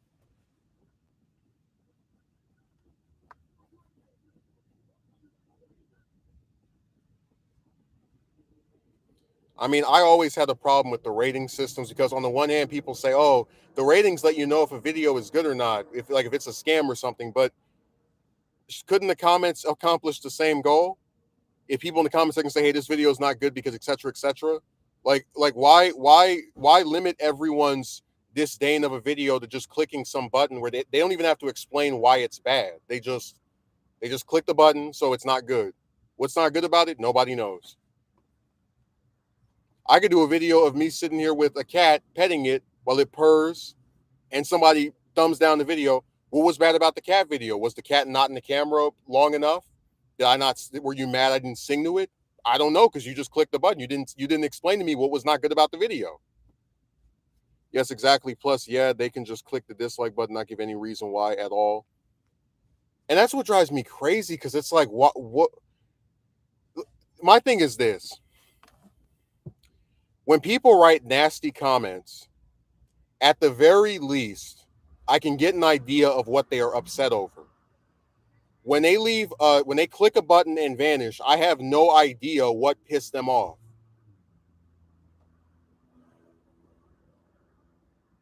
Oh man, this lady over here has some nice hair.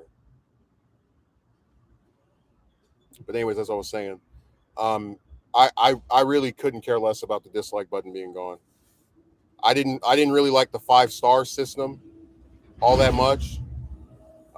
That's better on a site like IMDb, but it was around so long that I was just used to it.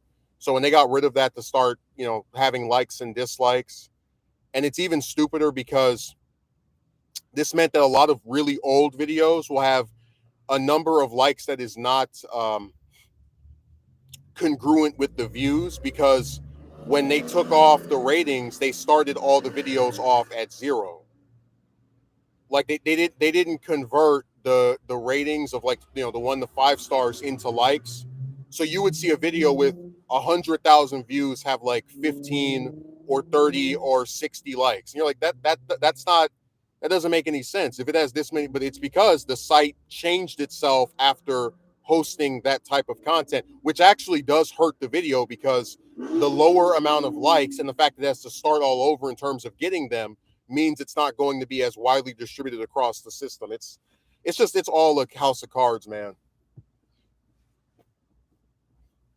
It is very vague. Megumi just put up a video of him handing out flowers to his community. Dislike. Why'd you dislike the video? Did you not like the flowers? Was the audio too high?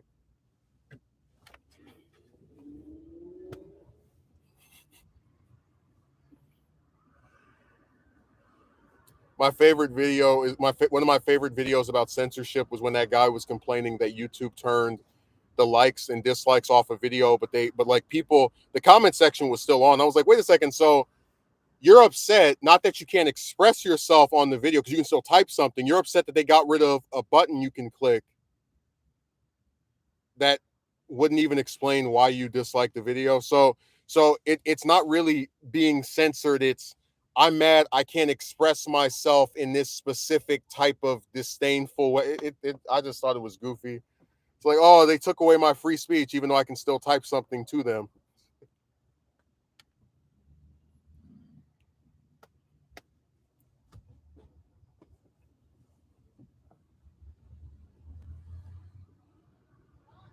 Here's another one, man.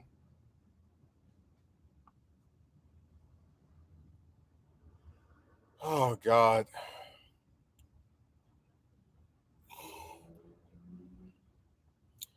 Two of them have okay, nice hair, good hair, whatever, but the size, man.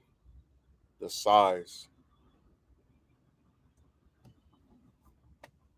The only time I see dislikes being worth paying attention to is on tutorial videos, but even then you can easily see the comments. Well, that's why I said the dislikes are a thing that is only there to show the flaws of a video in its most superficial, non explanative, non explaining way. People are so many on the internet. We treat each other very different in person. Yeah. Well, that's what my new video, The Decline, is supposed to be about.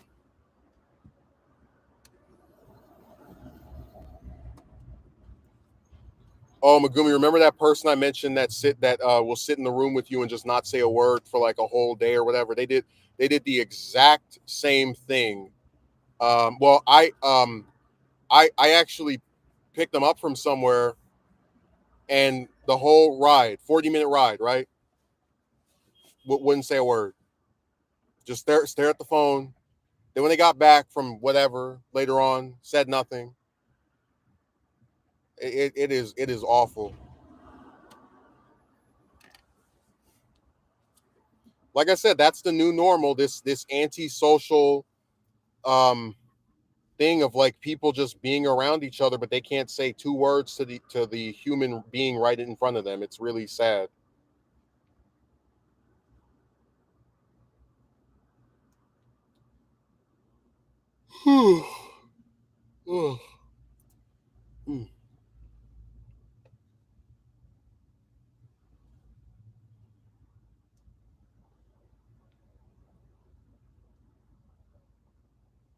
Face-to-face interaction is how kids develop empathy. Very unfortunate how this era is like. I'm not even kidding. You would think I really did something to this person. Like they just will not say a word. And the problem is they're around a bunch of enablers. Um, I mean, like they you'll be surprised how many people will do something that you just think is insane, and there will be a person that's like in the background going, "Oh, well, they've had a hard life, they've had bad experiences. They can just treat you like trash, and that's okay."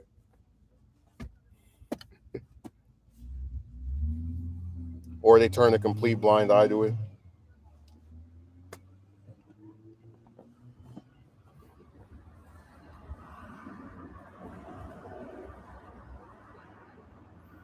Just an awful, atrocious era where human beings act like speaking to one another is the worst sin you could ever imagine. Like I'm not even playing. The way that people act towards others is pathetic.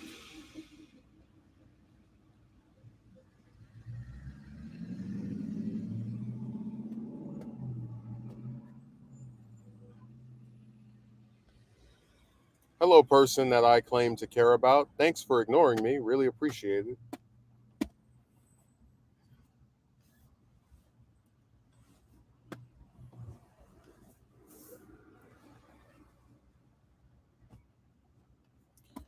But I told you that concern trolling enables these types of interactions. Like, uh, oh, why are you eating this? It's not healthy. Well, I don't remember you offering to buy me any food, so why the hell would I care what you think is healthy or isn't? Like, what's the rationale for that? I've never liked the idea of treating someone badly when that person has done nothing to impact their day at all. Well, that's why I said I was so disgusted with the broad that was ignoring me, because it's like, here's this lady that you were nice to, that claims she enjoyed speaking to you, and your relationship interactions with her, whatever you want to call it, is now destroyed because she chose to cut you off after she got into something with her ex-boyfriend or whatever. Like it was just weird. And again, the problem is you don't even feel compelled or motivated to keep reaching out because one, they've ignored you in every other instance, but two, even if you get the bastard to talk to you again, it could end up being the exact same thing where she gets mad at her dad or mom or mailman or milkman or paper boy and decides, or her tax commissioner, and decides, all right, well, I'm mad at them, so I won't talk to you. Like it's stupid.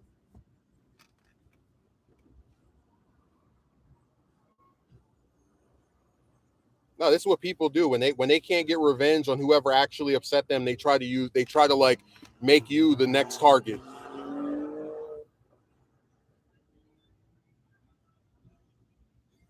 It's really really sad.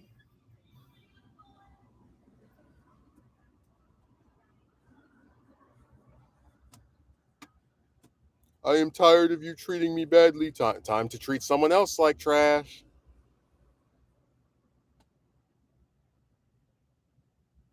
I swear, man, it's the same thing every day over here. Just you go to a house where there's two people that barely say anything to you unless they want you to fulfill some order that they have. Uh, you know, and then they, it's lame, man. I'm not excited to drive back over there.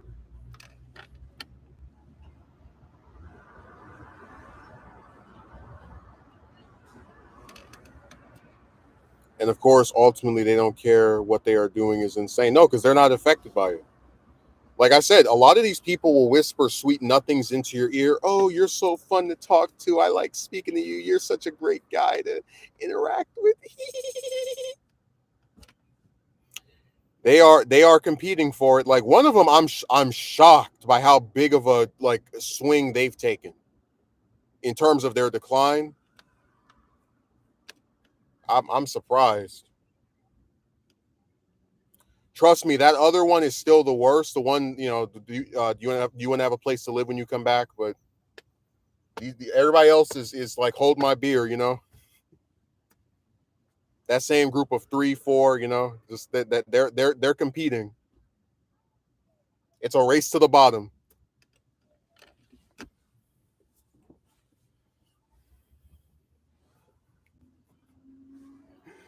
It's like how can I be even more awful than this other person? I know I'll do this. I'll say that.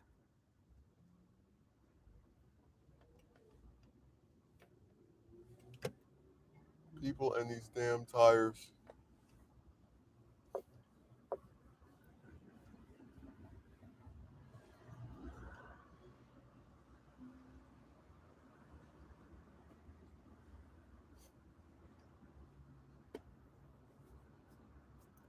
I'll never be not amazed by how it could be so cold in the morning, and then by the not even 2 hours later, just it just starts heating up.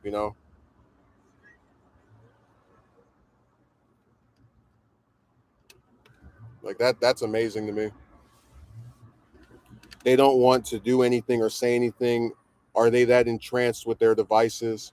Absolutely, man. I mean, I don't really get into it that much in the video. Like it's not gone into any great detail, but this is a person who when they get home, they will put on their headphones while watching TV, which is already nuts because it's like why do you need headphones on to watch, like when you're watching something on your phone while also trying to watch something on the television? Like what sense does that make? And the other person who enables them is like, let them watch TV, but the main thing that they're watching is YouTube, which is available on their phone. So why do you need to give them two versions of the same thing, a big screen, a small screen?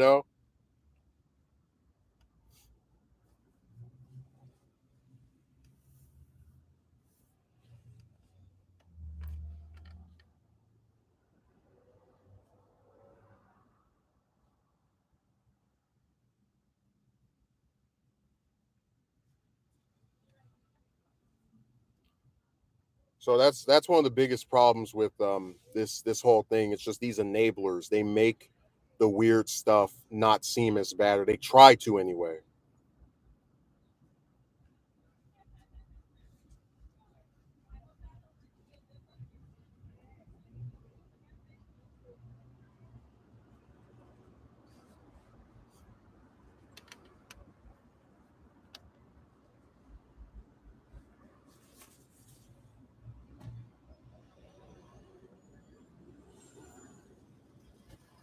It's like, hey, thanks for coming and seeing me. I appreciate it. This is so great. And here we go with this again. And it would happen like toward the end too. God, people just them and this stupid music. I swear, everywhere they go, they have to play that.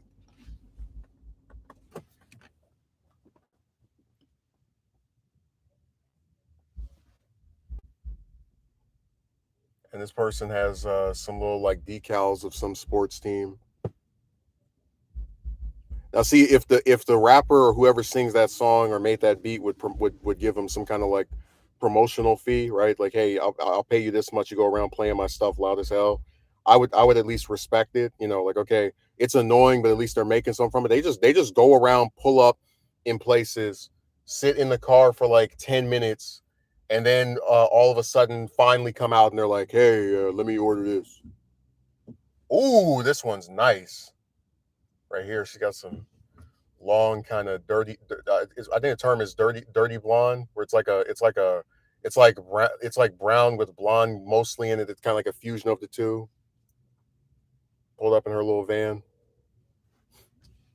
That one looked good. So we've seen about 4 or 5 good ones today. It's too bad she's leaving. I wouldn't mind looking at her for a few more minutes.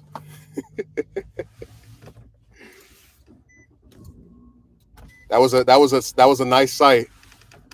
No, she looked good. She had the nice long um brown blonde hair and the black dress that was like all the way down past the leg, so it's not revealing in any way, but it just kind of like looks elegant in a certain sense. It was nice. I really did bemoan the fact that she left. I was disappointed. I would have liked to have seen her for at least the rest of the hour.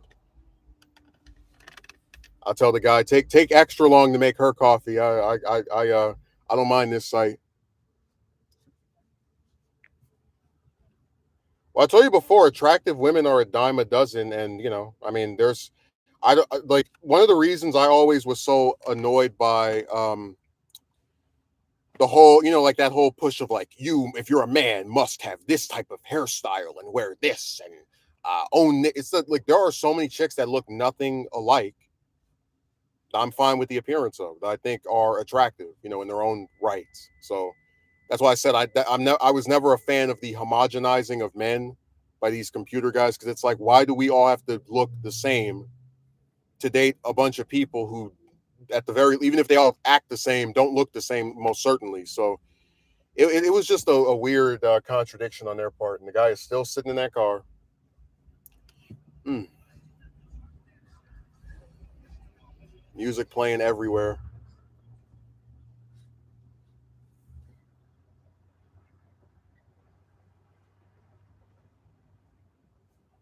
Absolutely. I mean, I'd assume it is normal, of course. Not all chicks are going to look the same. Yeah, and I've been fine with that. Like, I have preferences, but if I like the person, enjoy. I'm just saying, I'll never believe my standards were high. I'll never subscribe to that stupid theory that's been parroted by some of the internet people. They're like, maybe you just like the wrong types of women. What the hell does that even mean?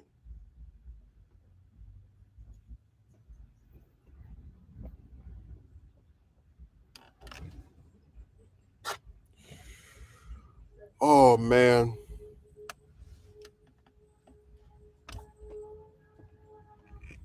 the same will apply to men as well. I wish it did. You must look this way and wear that. To hell with that. I'm not a fan of the homogenizing of men. You can take it and shove it.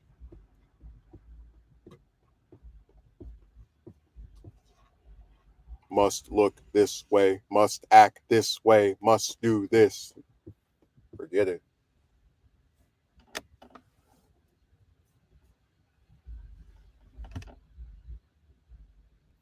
Why does everybody do that where they just sit in the car and like they're not even like at least with me I'm streaming. Some of these people really do just sit in their vehicle and take like a whole 10 or 20 minutes to come out. So like that guy pulled up when this stream is done, I'm going to go back and see what the duration of time is for when he pulled up and when he actually got out the car.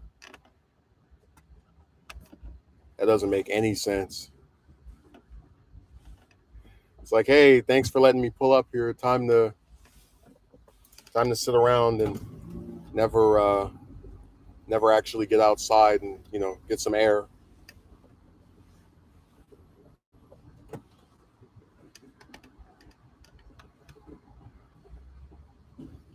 These are the same people who invent fan fiction to explain away why she abruptly stopped responding or phased you out. And it's really sad because so like I think I mentioned before the reason the romance stuff is bothering me less and less is because I've tried to have platonic relationships with women and they do the exact same thing.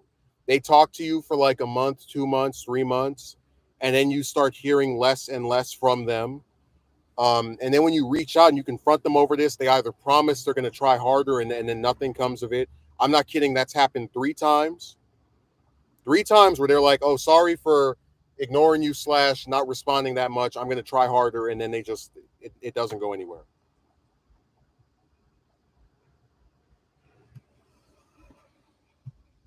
I'm still laughing at the one. I don't want to be in a pre-relationship with you. It's like, what the hell is that?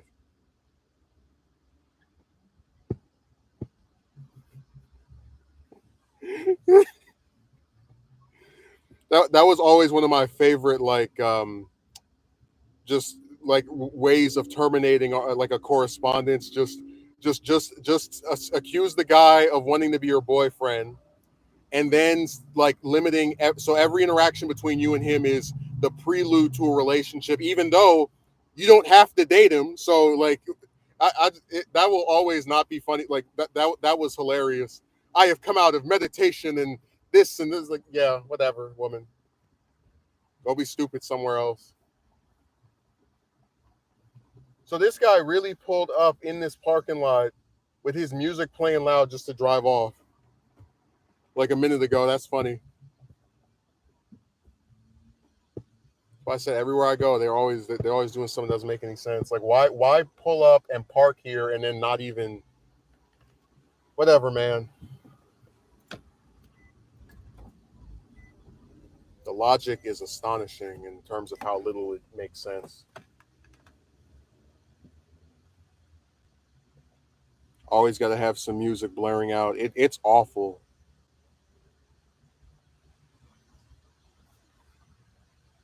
So many times I'll pull up somewhere and then like 10 minutes later, an hour later, God, get out of here with that. Like I get blasting music when you're driving around and you're trying to like talking about like you're on those long roads. Like when I was in Alabama driving to Georgia, that 100-mile trip, and I was on the freeway going straight, didn't really have anything to kind of like make my mind think any higher or whatever.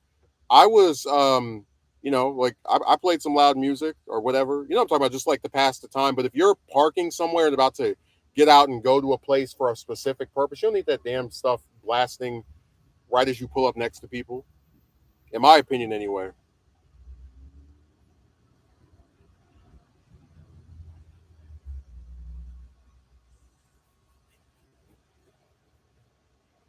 By the way, I mentioned this in the video, but I don't mention this specific part of it. So yeah, it is inconsiderate because that like there's just no like if you're stopping somewhere and people are right next to you, like I have like a self-conscious thing about that. They don't care.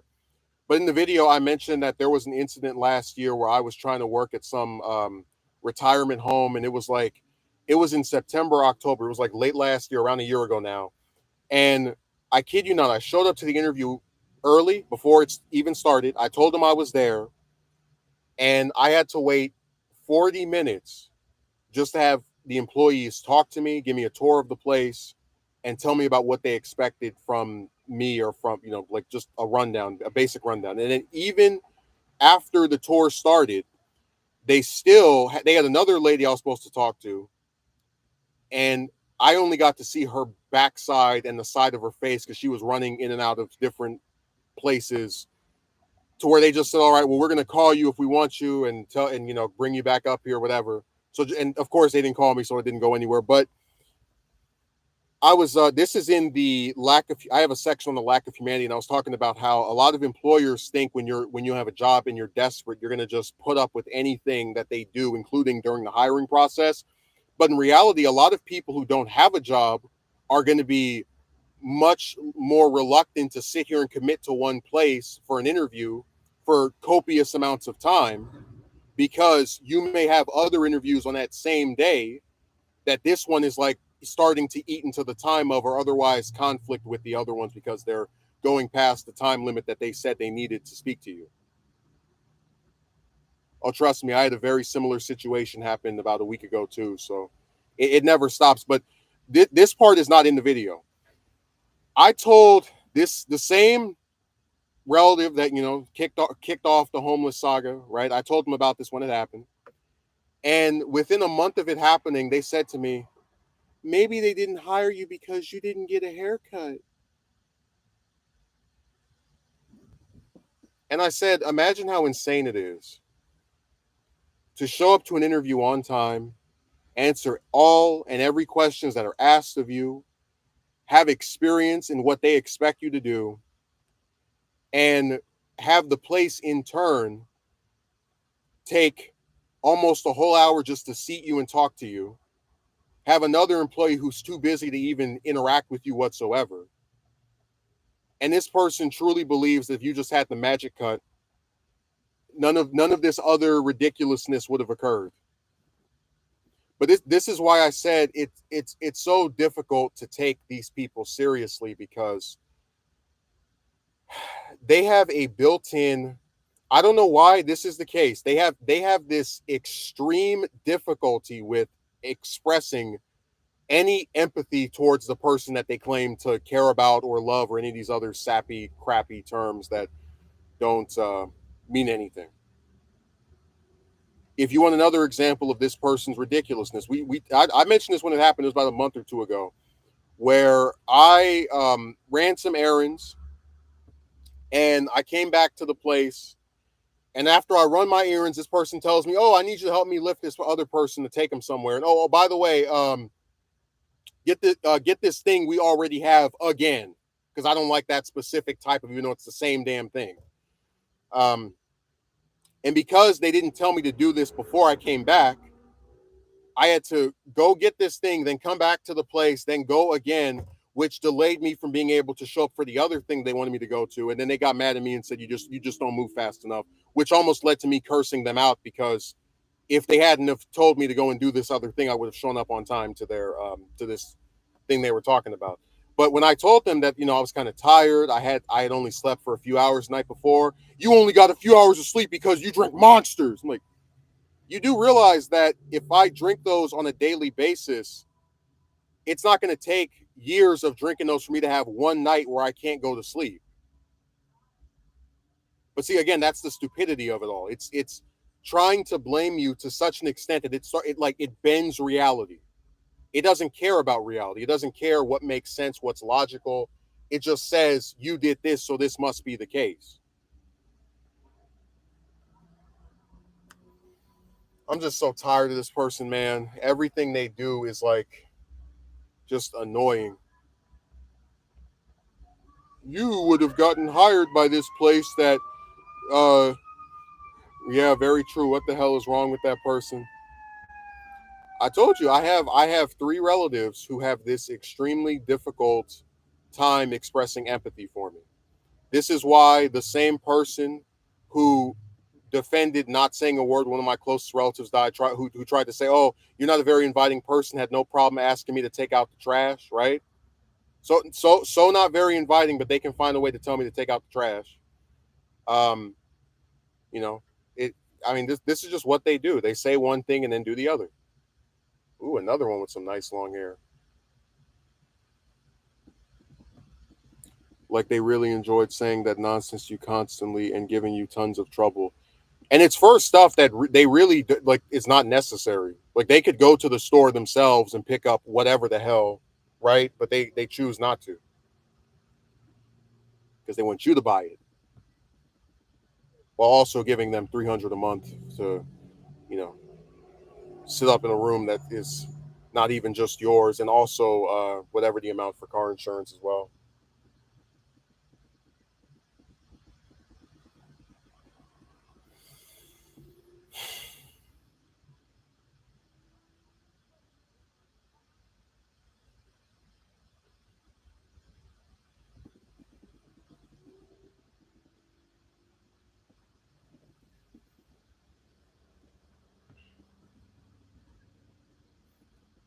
No, these relatives, man, they are they're a pain. And I'm not even saying this to be funny. I'm not saying this because I have some big ego. I really hope that one day on this site I get larger, um, because I would love nothing more than than for some kind of record to be made of the things that these people did, and for people in mass to know what they did. Because I think some of this stuff is like blood curdling. Like a lot of these things are done because they think the person they do it to is nothing. You know, you mean nothing. You're a nobody, right? So I really hope that someday, it won't be this year. It probably won't be next year, the one after. But I hope someday I get larger on this site to where we can explain this stuff, and there's no threat of consequence of like, oh, you live with this person and you're ratting them out. Get out of my house. I hope that that happens someday soon, or someday one of these years. No, like it's this is where they get their power from, right? Oh, you don't have anywhere to stay if you don't stay with me. So give me my 5 times increase, and then when you leave, they don't care to know where you are. They don't care if you're out there in the cold or the dark. It doesn't matter to them. All they care about is the coins they can get and the labor they can get out of you. And they have no sympathy no matter what the situation is. Oh, person that took out the trash every day that now has a job and they're not at the house as much, and that's why they can't take it out every day. Every time you come home from work, you better take it out.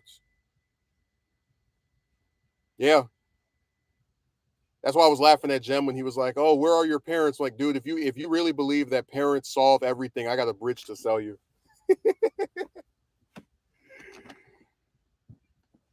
I'll put it this way: in the absence of people that were more concerned about me, these other ones have like taken advantage of that. Because I did used to have some pretty good relatives. It's just the crappy new versions are like having their issues expunged before. I've never heard this type of stuff before from relatives treating other family relatives that way. Well, I'm not your average content creator, I guess you could say. Trust me, I don't know anyone in my personal life who's not a member of my family that has had relatives that do this stuff to them. So it is an anomaly.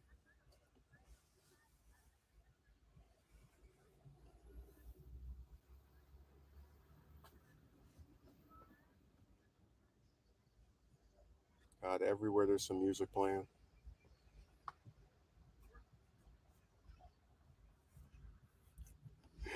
I swear, man, sometimes I would really just like sit up and like wake up in a cold sweat at night. Like, why, you know?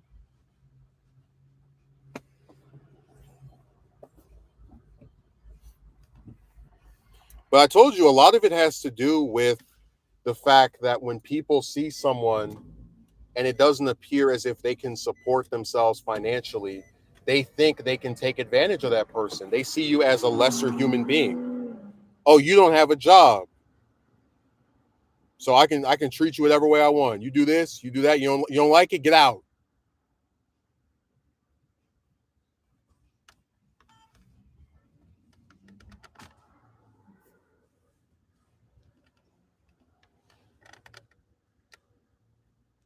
And I showed that idiot back in May. I was like, no, nothing is better than this. I'll tell you that. Like literally nothing would be a preferable to that. I have druggy relatives and mentally impaired ones. I know about dysfunctional people. Magumi said this is just astonishing. I don't know. Maybe if I get 100,000 subs or a million, I'll write a memoir or something. It'll be called Quiet Rage. That I remember. I quoted that in front of one of them, and they because I was like, oh, I have quiet rage, and they were like, you don't have that, and then I ended up cursing them out about 5 years later. And I was just thinking like, yeah, that was the quiet rage. It finally came out. That's based off of this. That's the title of a level of Budokai Tenkaichi 3. It's called Goku's Quiet Rage. It's like it's the adaptation of when he fights Nappa. He just shows up and just and just wallet like that level has you play as Tien, Shiatsu, Gohan, and Piccolo, and then Gohan again before you get to play as Goku and just destroy Nappa.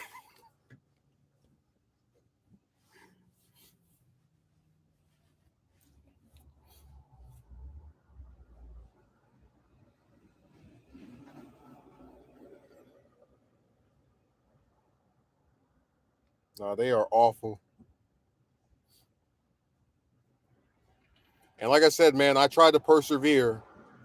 I try to still put my stuff up and trust me, it can be hard doing things with people like that around because they will interrupt you if you're recording something. They will, try to like, I'm talking about. They mess stuff up. I think you remember that one Saturday I was streaming from my place and that person came back and came. They literally came in the house cursing, like just angry, just upon arriving. No, I physically removed myself from that place and came up here that day because I was like, damn, they messed up my whole stream.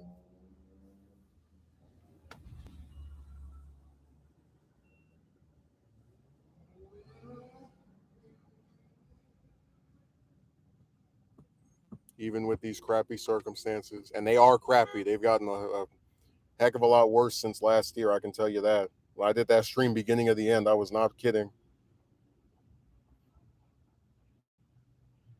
Because I already said before, most of the ones that do that whole I care about you thing, they're all phonies.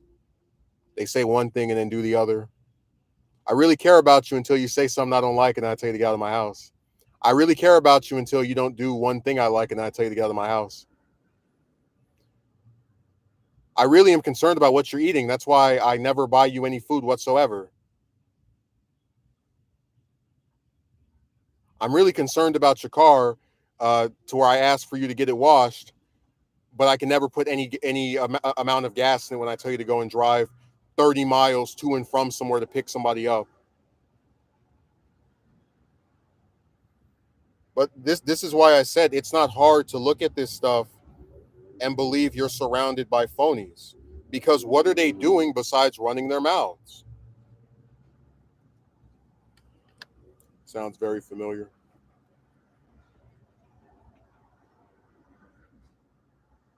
I just get tired of the hocus pocus. All because you're staying with them, they have this kind of control over you. You don't do what they do, they threaten to kick you out. You don't do what you don't do what they want you to do, they threaten to kick you out. Yeah. I mentioned the video. This was the year of the subpar relative and this like real push by people to make somebody homeless if they don't just do like, dude, do you understand that when like I know the biography of these people, okay? I know that these people have lived with parents. Sometimes these people can be 20 something, 30 something, 40 something, twice my age, right? And live with their parents. And they can get into arguments with them. They can curse them out and they'll never get threatened with being kicked out. But in my case, there's like this real thin ice thing that just exists. Anyhow you deviate from the script slightly, all hell breaks loose. Absolutely.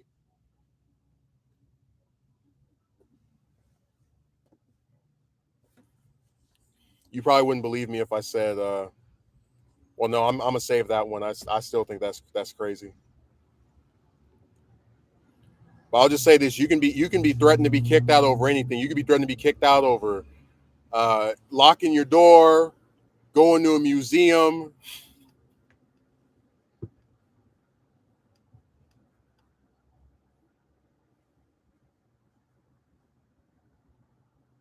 That's like their favorite threat to expunge or throw out there. I consistently pay rent and get threatened to get. Well, that's my point. That they used to say, "Oh, you don't pay rent, so like what you think or doesn't matter, and we can threaten you." But over here, I've been paying rent for this whole damn year, and this person, as recently as last month, threatened me. So that's why I said it doesn't matter. You could do everything these bastards want, and then if you deviate from one thing, they'll cut the umbilical cord, because that's what this is about. It's my way or the highway. We said this back in February, or what was that, March, during the My Outdoor stream. It's not about right, not about wrong. It's about power. They want to control somebody. They want to make you do what they want, bend to their will.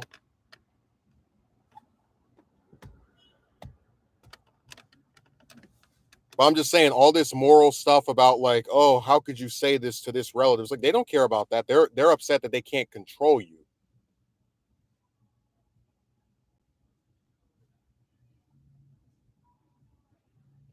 You can never deviate from what they want. Yeah, whatever they can to get out of you, they will.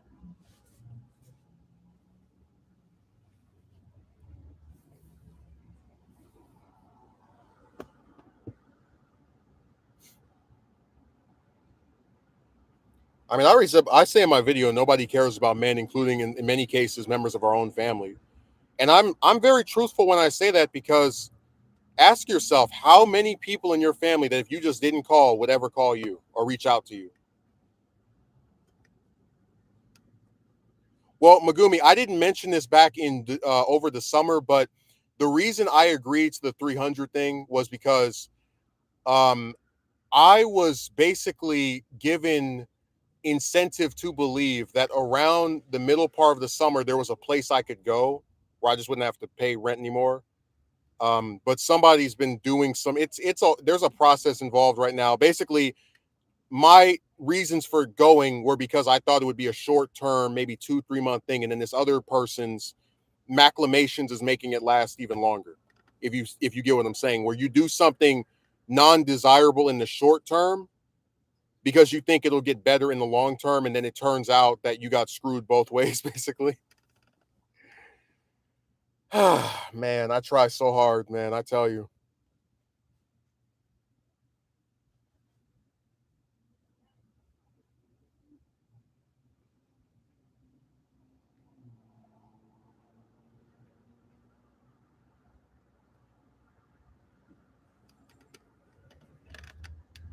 I'm serious. I thought I was going to pay that thing probably 2 times, and that was it.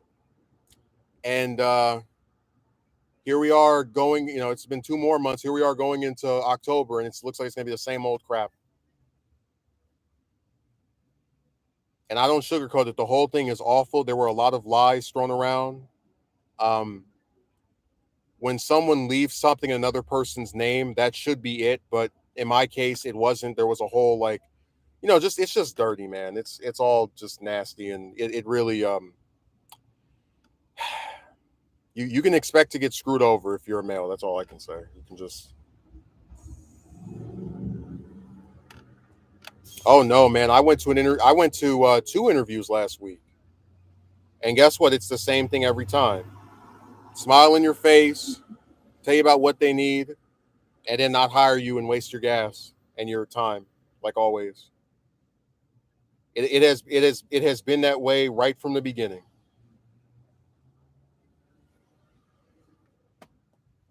They do play with your life. Oh, you want a job? Sure, but are you okay with 4 hours a day? No, dude. Just to like make ends meet over here, I would have to. There's like one job that's talking about 6 hours, from like 1 to 6 in the what do you call it, on like the weekdays, and it's like, so if I if I want to make back the, let's see, 6 times 5 is 30. If I want to make back the 10 hours that this place just would not give me, right?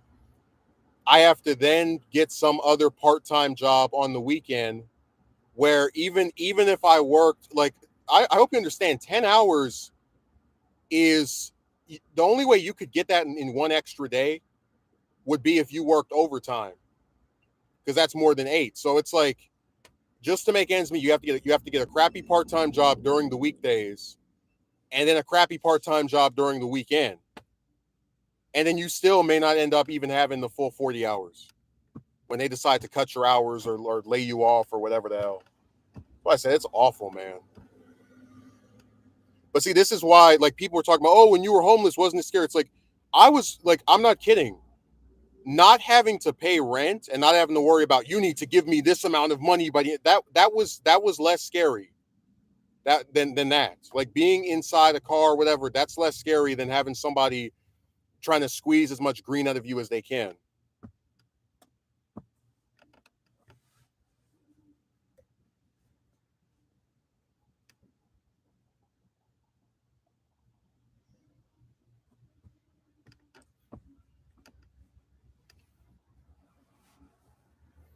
And then this person, when I get back, they're gonna be like, "Where did you go?" That's their favorite thing to ask. It's like you didn't care where I was when I didn't have a place to stay.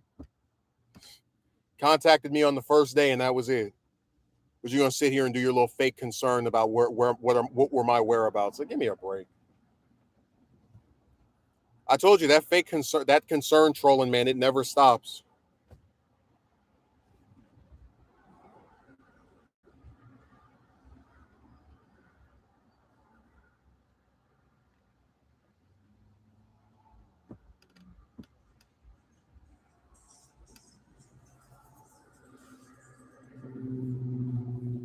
Concern trolling is an all-time high in this era.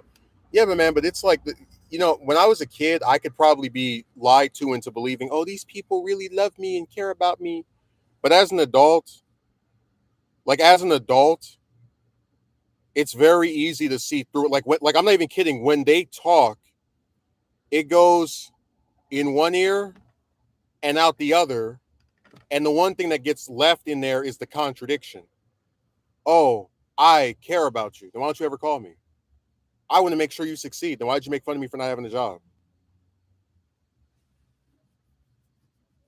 It's not hard to look at this stuff and go, okay, that doesn't make any sense. I implore you, please try a spell, even visit a local witch shop. Yeah. I'm the only time you're going to see me interested in witches if we're talking about the Salem trials. That's it. What's that new Bill O'Reilly book, Killing Witches? I might pick that up. That'll be my foray into the mystic arts. Yeah, support the strikes. Is that a trick question? What did you mistake me for Tim Scott, or do I look like Nikki Haley to you?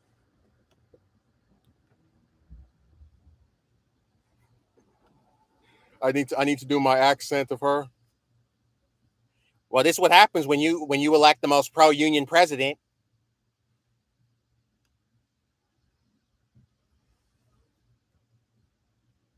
Oh, Megumi, I know you don't care about this stuff, but there was this line during the last presidential debate where this lady said that this other candidate wanted to let China eat Taiwan, and what she means is that he wants to let China like take control or whatever. But like the phrasing of that makes it to where I keep imagining China as a physical person, like the map of China on like a body, right? And then a burger with Taiwan's map like on top, and like China just eats the like it's physically eating. He wants to let China eat Taiwan, and you see China reaching for the Taiwan burger and just chewing into it. I wish somebody would make a skit of that. I want a burger with the Taiwan flag on it, and somebody like with the China flag as their face, like chewing the burger.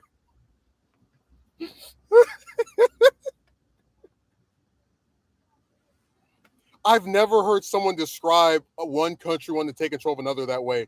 He wants to let China eat Taiwan. Like, oh my god.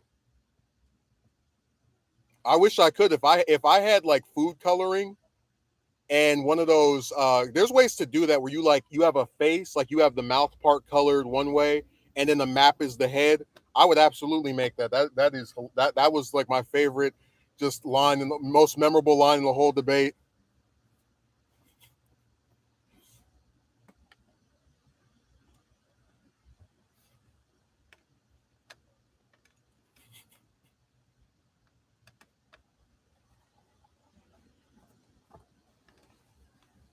By the way, I should say this. I have had my appearance attacked by some of these same people, and it's funny because like they're, I've said before, they're united in just being bad relatives, but the other thing they're united in is being on the heavier side. My best friend actually said that he took the relative that said you don't have a place to live when you come back. He took that person to work with him, and he showed up to work late. Thanks to that person standing in front of him, his manager couldn't even see him or tell where he was.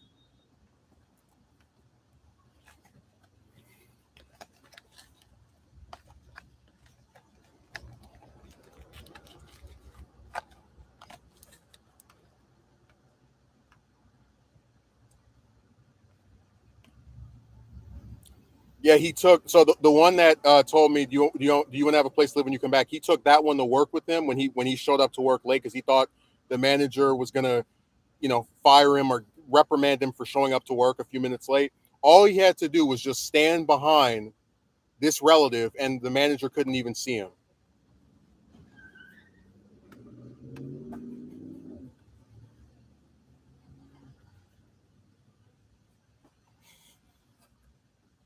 I'm just imagining like she just turns, and the guy's like, "Have you seen him?" He's like, "What does he look like?"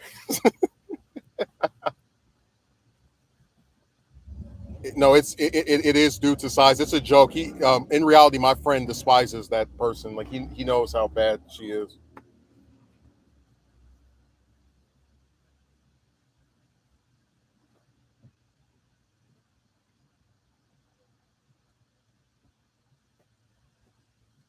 What if the auto workers got a 4-day work week?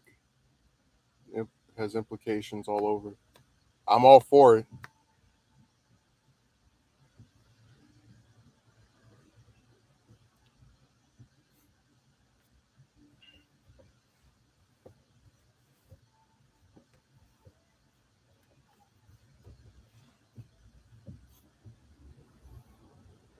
No, they always like to talk about the way somebody else looks, and then you see the sizes, man.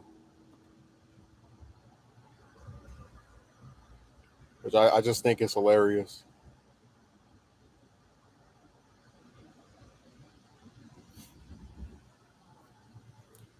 But no, I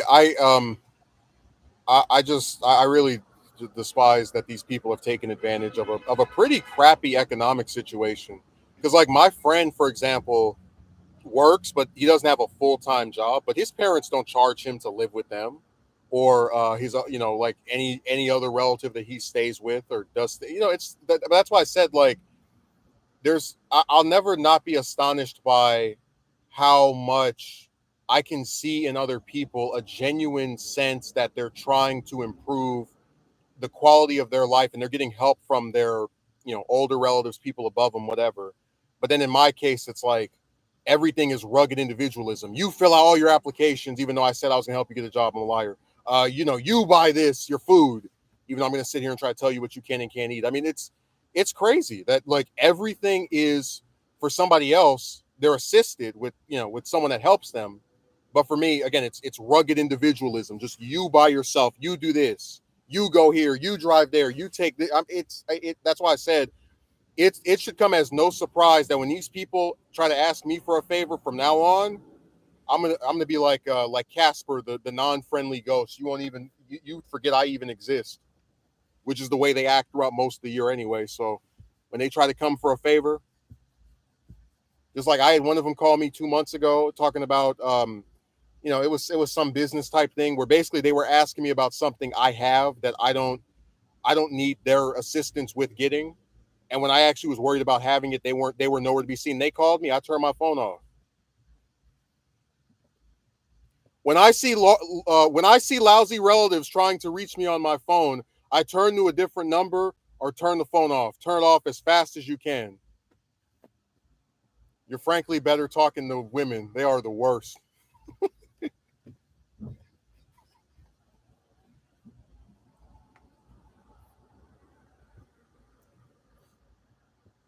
I advise the other people I know too. If you see those three trying to call you, just turn to a different number or turn it off.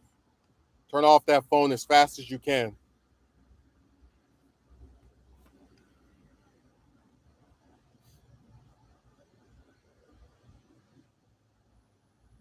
Now, my favorite outro line for the videos was man, in the 2020s, you're gonna see women at their best. And then we run down all the little horrible stuff relating to them.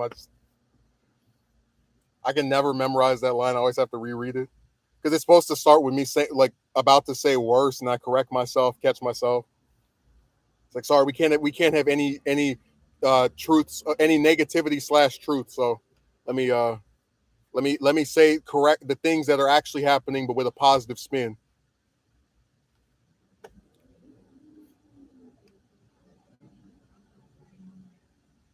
Yeah, I'm kidding, man. So many times I'll go somewhere and it's like the same thing, just single mother with the kid.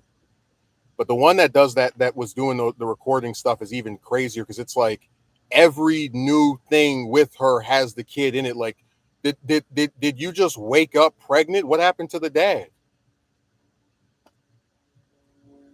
I'm not kidding. If I ever get to a point where every time I do a stream, you got to hear some kid in the background, or I can never like send them over somewhere else for a little bit. I lost.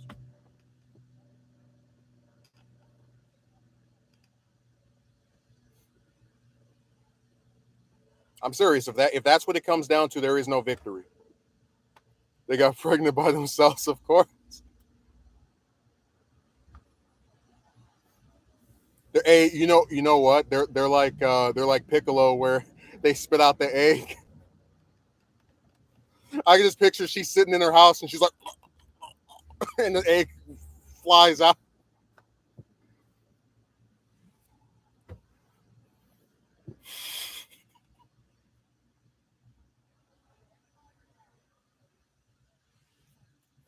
I never got around to making that animation I was gonna make because that one dumb bra was like, do you have a mother? And I said no. My dad spit me out as an egg. I was gonna draw my dad when he was like, you know, around like a pic using the pictures of him from like around the time I was born, just like he's outside. We go, oh, no, go my son.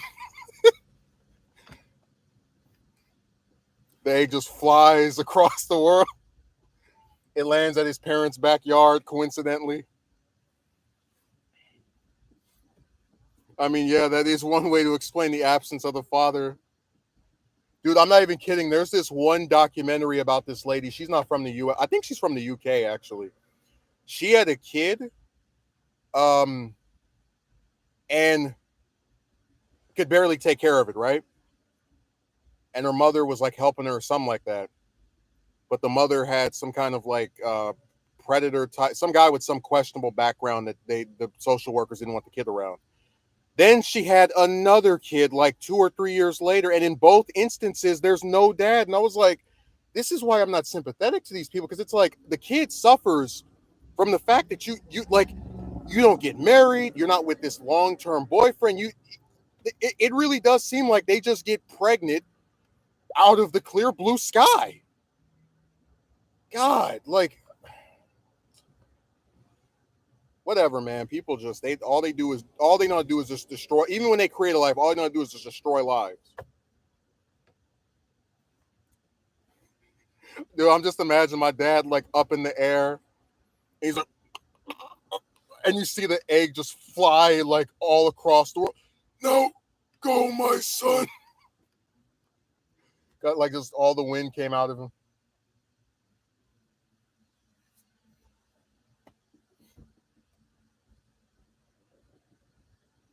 That was always my favorite part about King Piccolo and Piccolo. That like, I'm not even joking. The show, the series never could explain, are they father and son or are they the same person? I think it's pretty obvious they're father and son, because if they were the same person, you would see one sprout up in place of the other one.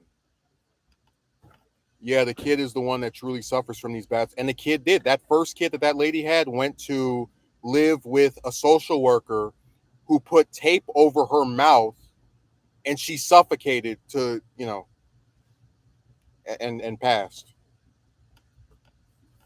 But if the lady had kids with men that she actually stayed with, and maybe actually been with the dad, or at least not had a second kid while already trying to raise one, there's a very good chance that young girl who tragically lost her life would probably still be alive today.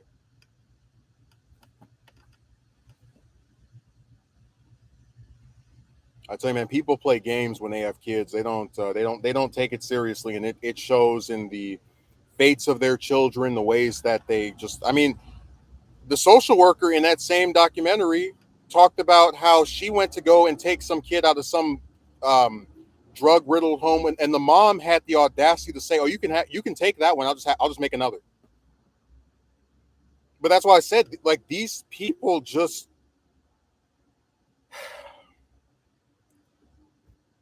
it drives me nuts. It really does.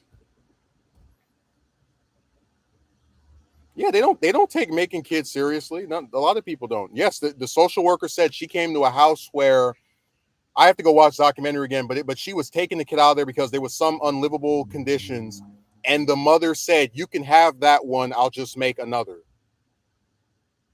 Because they don't care. All they do is just open their legs and pop one out every 11 months. That's their saga. They're making a human life to them it really is like having a bun in the oven, where, like, let's say you have a bun you're making in an actual oven and you overheat it, you just put another one in there.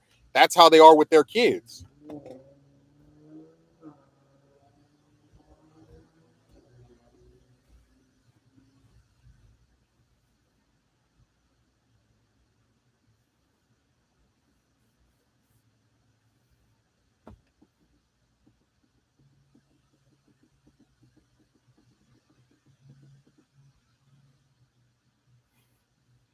That's what I said, man. This whole thing is just nuts to me.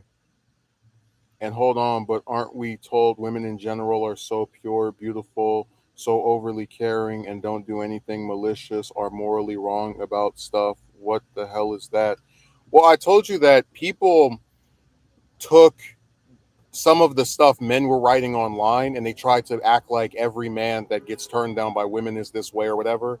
But they also tried to pretend that there aren't extreme. It's like, women have so many problems with them in general that are not related to dating, even though there are some related to dating. Like, we'll be clear about that. But there's a lot of stuff that they do that is wrong that nobody calls out, because they're the protected group. They are treated like kids.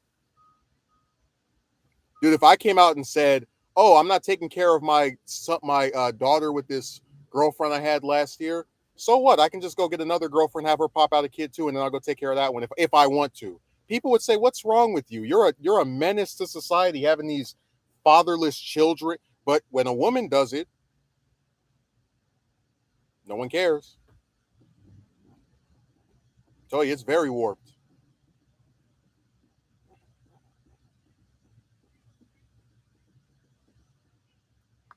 This is an era of extremes, and it's been extreme for a long time. But it's like it can on occasion overheat, like get even more nuts. Like, wow, someone really said that. Yes, she did. People don't care. They have kids because they can get benefits from it. They think it'll get some man to want to be with them. There's a whole bunch of reasons, but it has a lot of times that has very little to do with actually wanting to be a parent and give the child the best possible circumstances to allow it to become a productive member of society.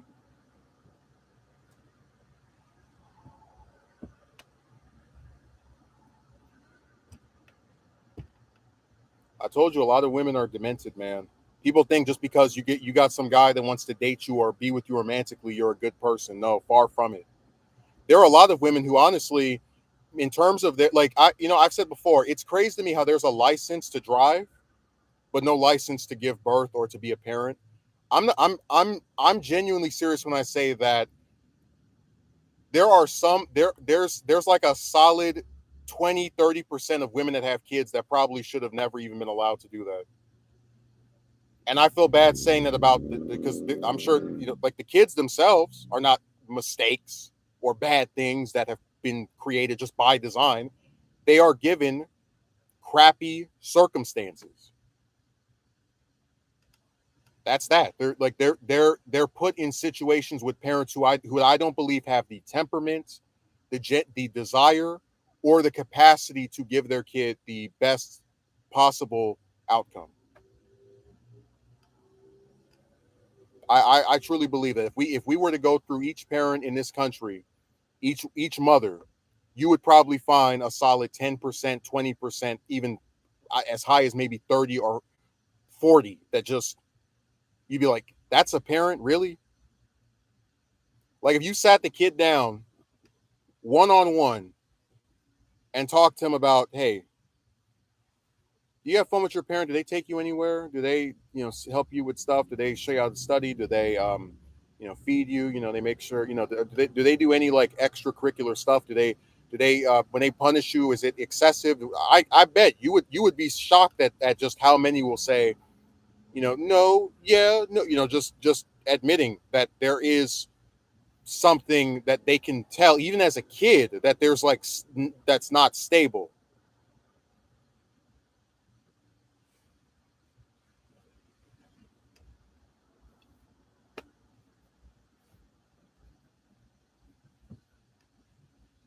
It is sad because I would never go up to some child and say you are a mistake. I think it was a mistake for the parents to have created a child they weren't serious about taking care of.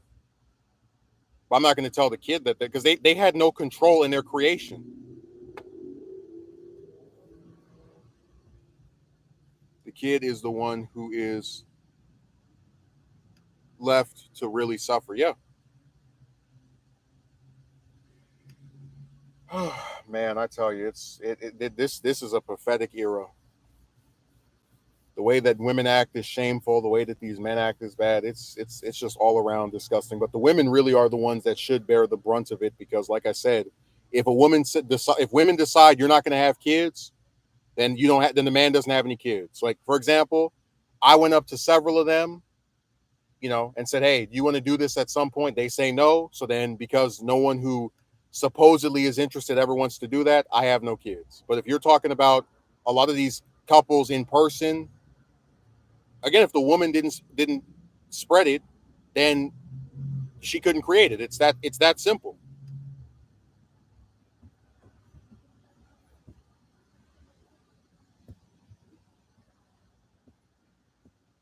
So I said, man, this whole thing is it's all built around just a certain level of nastiness that doesn't need to exist.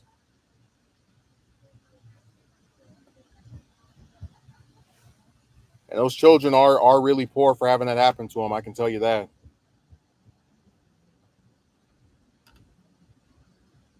You'll be surprised how like a kid can have two living parents and just be completely like just no better off than if they were deceased. Um, this like you it could have a dad who's not around, a mother who probably is, but then still is like doing a half what job. It's and then if someone else isn't there to like pick up the tab, then they're just screwed.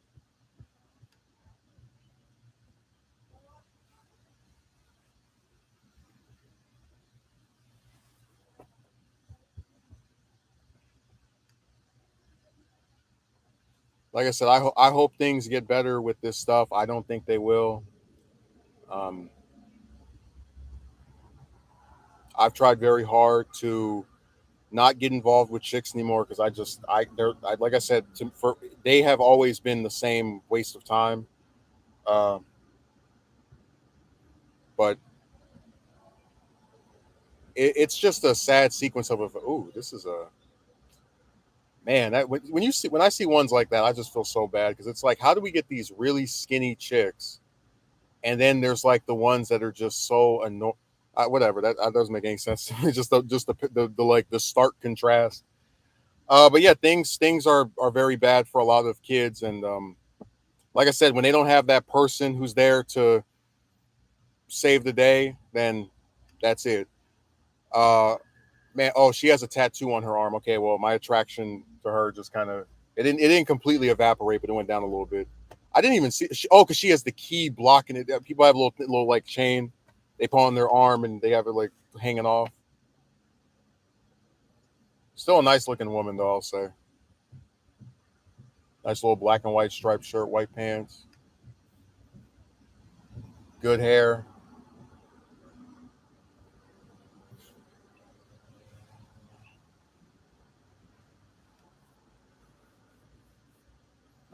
Them and these damn tattoos, man, they're all over the place. You aren't into tattoos at all. Like, what about small ones? No, I've said before, it's not something I would personally get, but I am open to. Like, if I have a friend who had one, I'm like, I don't care. But if it was some woman I was attracted to, it would really depend on where it is. Like, I think getting them on your arm is the biggest mistake because that means unless you want to wear long sleeve stuff every single, especially in a hot state like here, um, good luck. But yeah, I wouldn't be against dating some woman with one of them. It just again it would depend on what it is. Like if she has a swastika on her, no, or the name of some former boyfriend, then absolutely not. God, this one you would think she only eats once a day. That physique, I see why that guy is all around her.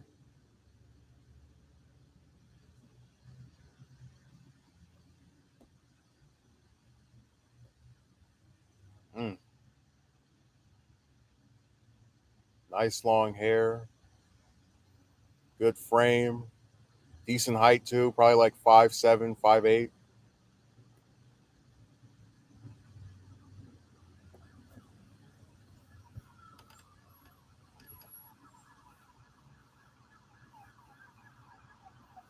Telling you, some of them just like I said, I wouldn't waste my breath talking to them, but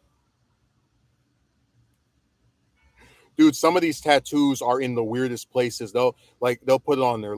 Well, actually, I told you about the story of how I had the relative who for their 40th birthday in 2015 got a tattoo, first tattoo ever, right? And they picked me up from school and they tried to show it to me.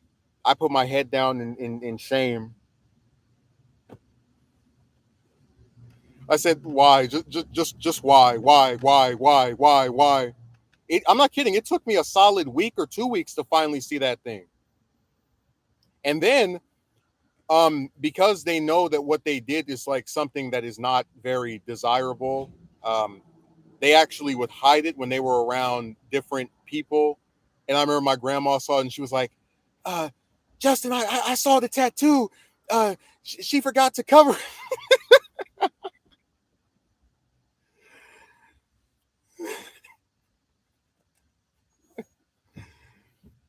Man, and in years since, that person got one on their leg, another one on their arm, or like around their wrist or whatever. I was like, God, man, once they start that crap, they never go back.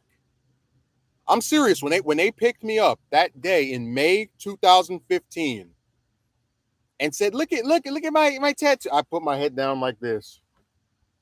I put my head into my lap. I said, "Why?" It is the ink era, and like I said, there are attractive chicks that have them. There's one standing right over there, but it still is like I'm not going to pretend it's something that I would rather they not have. Okay, I'd rather date a woman that doesn't smoke, but I'm open to ones that smoke. That's why I let Triple L blow all that smoke in my face that time we met in person. Um, you know, I don't like I don't drink myself, but I'm open to dating one that drinks. It is what it is.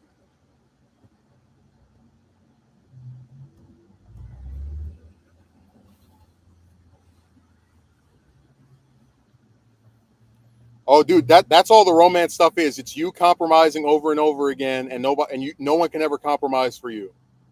If you're not their preferred race or height or any other thing they have, then you're not good enough.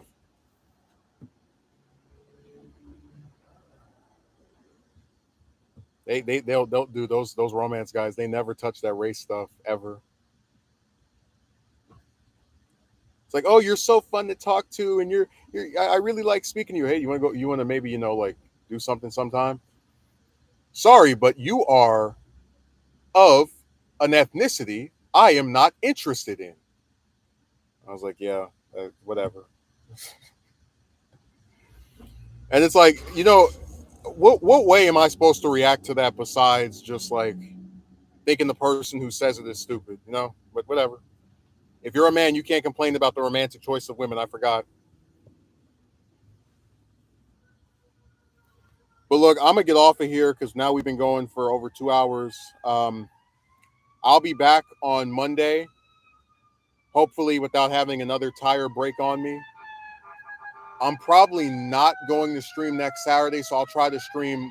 I'll stream Monday no matter what, but then I'll probably try to stream on Thursday or Friday instead, so there can still be like 2 a week because there's this big thing that's happening on Saturday. It's gonna take up the whole day apparently. So yeah, thanks for showing up, and hopefully with no people blame. Man, listen. I've sat in my house and heard cars like just drive past. So it's probably you might end up hearing something. I'll close the window, but God, fire truck. But look, I hope you enjoyed the stream. Thanks for showing up, Megumi. Akatsuki Merchant was here earlier. He had a brief cameo. He went to go watch Barbie again. Jem was here earlier, but he went to go watch Barbie. I hear it's on digital now, so they're obviously going to watch it a few more times. That's natural. One of the greatest films ever made. We had two other people. I can't pronounce either name, or can I? Yeah, I can't pronounce it. It's like exact or something. Anyways, thanks for showing up. Have a good rest of your day and weekend.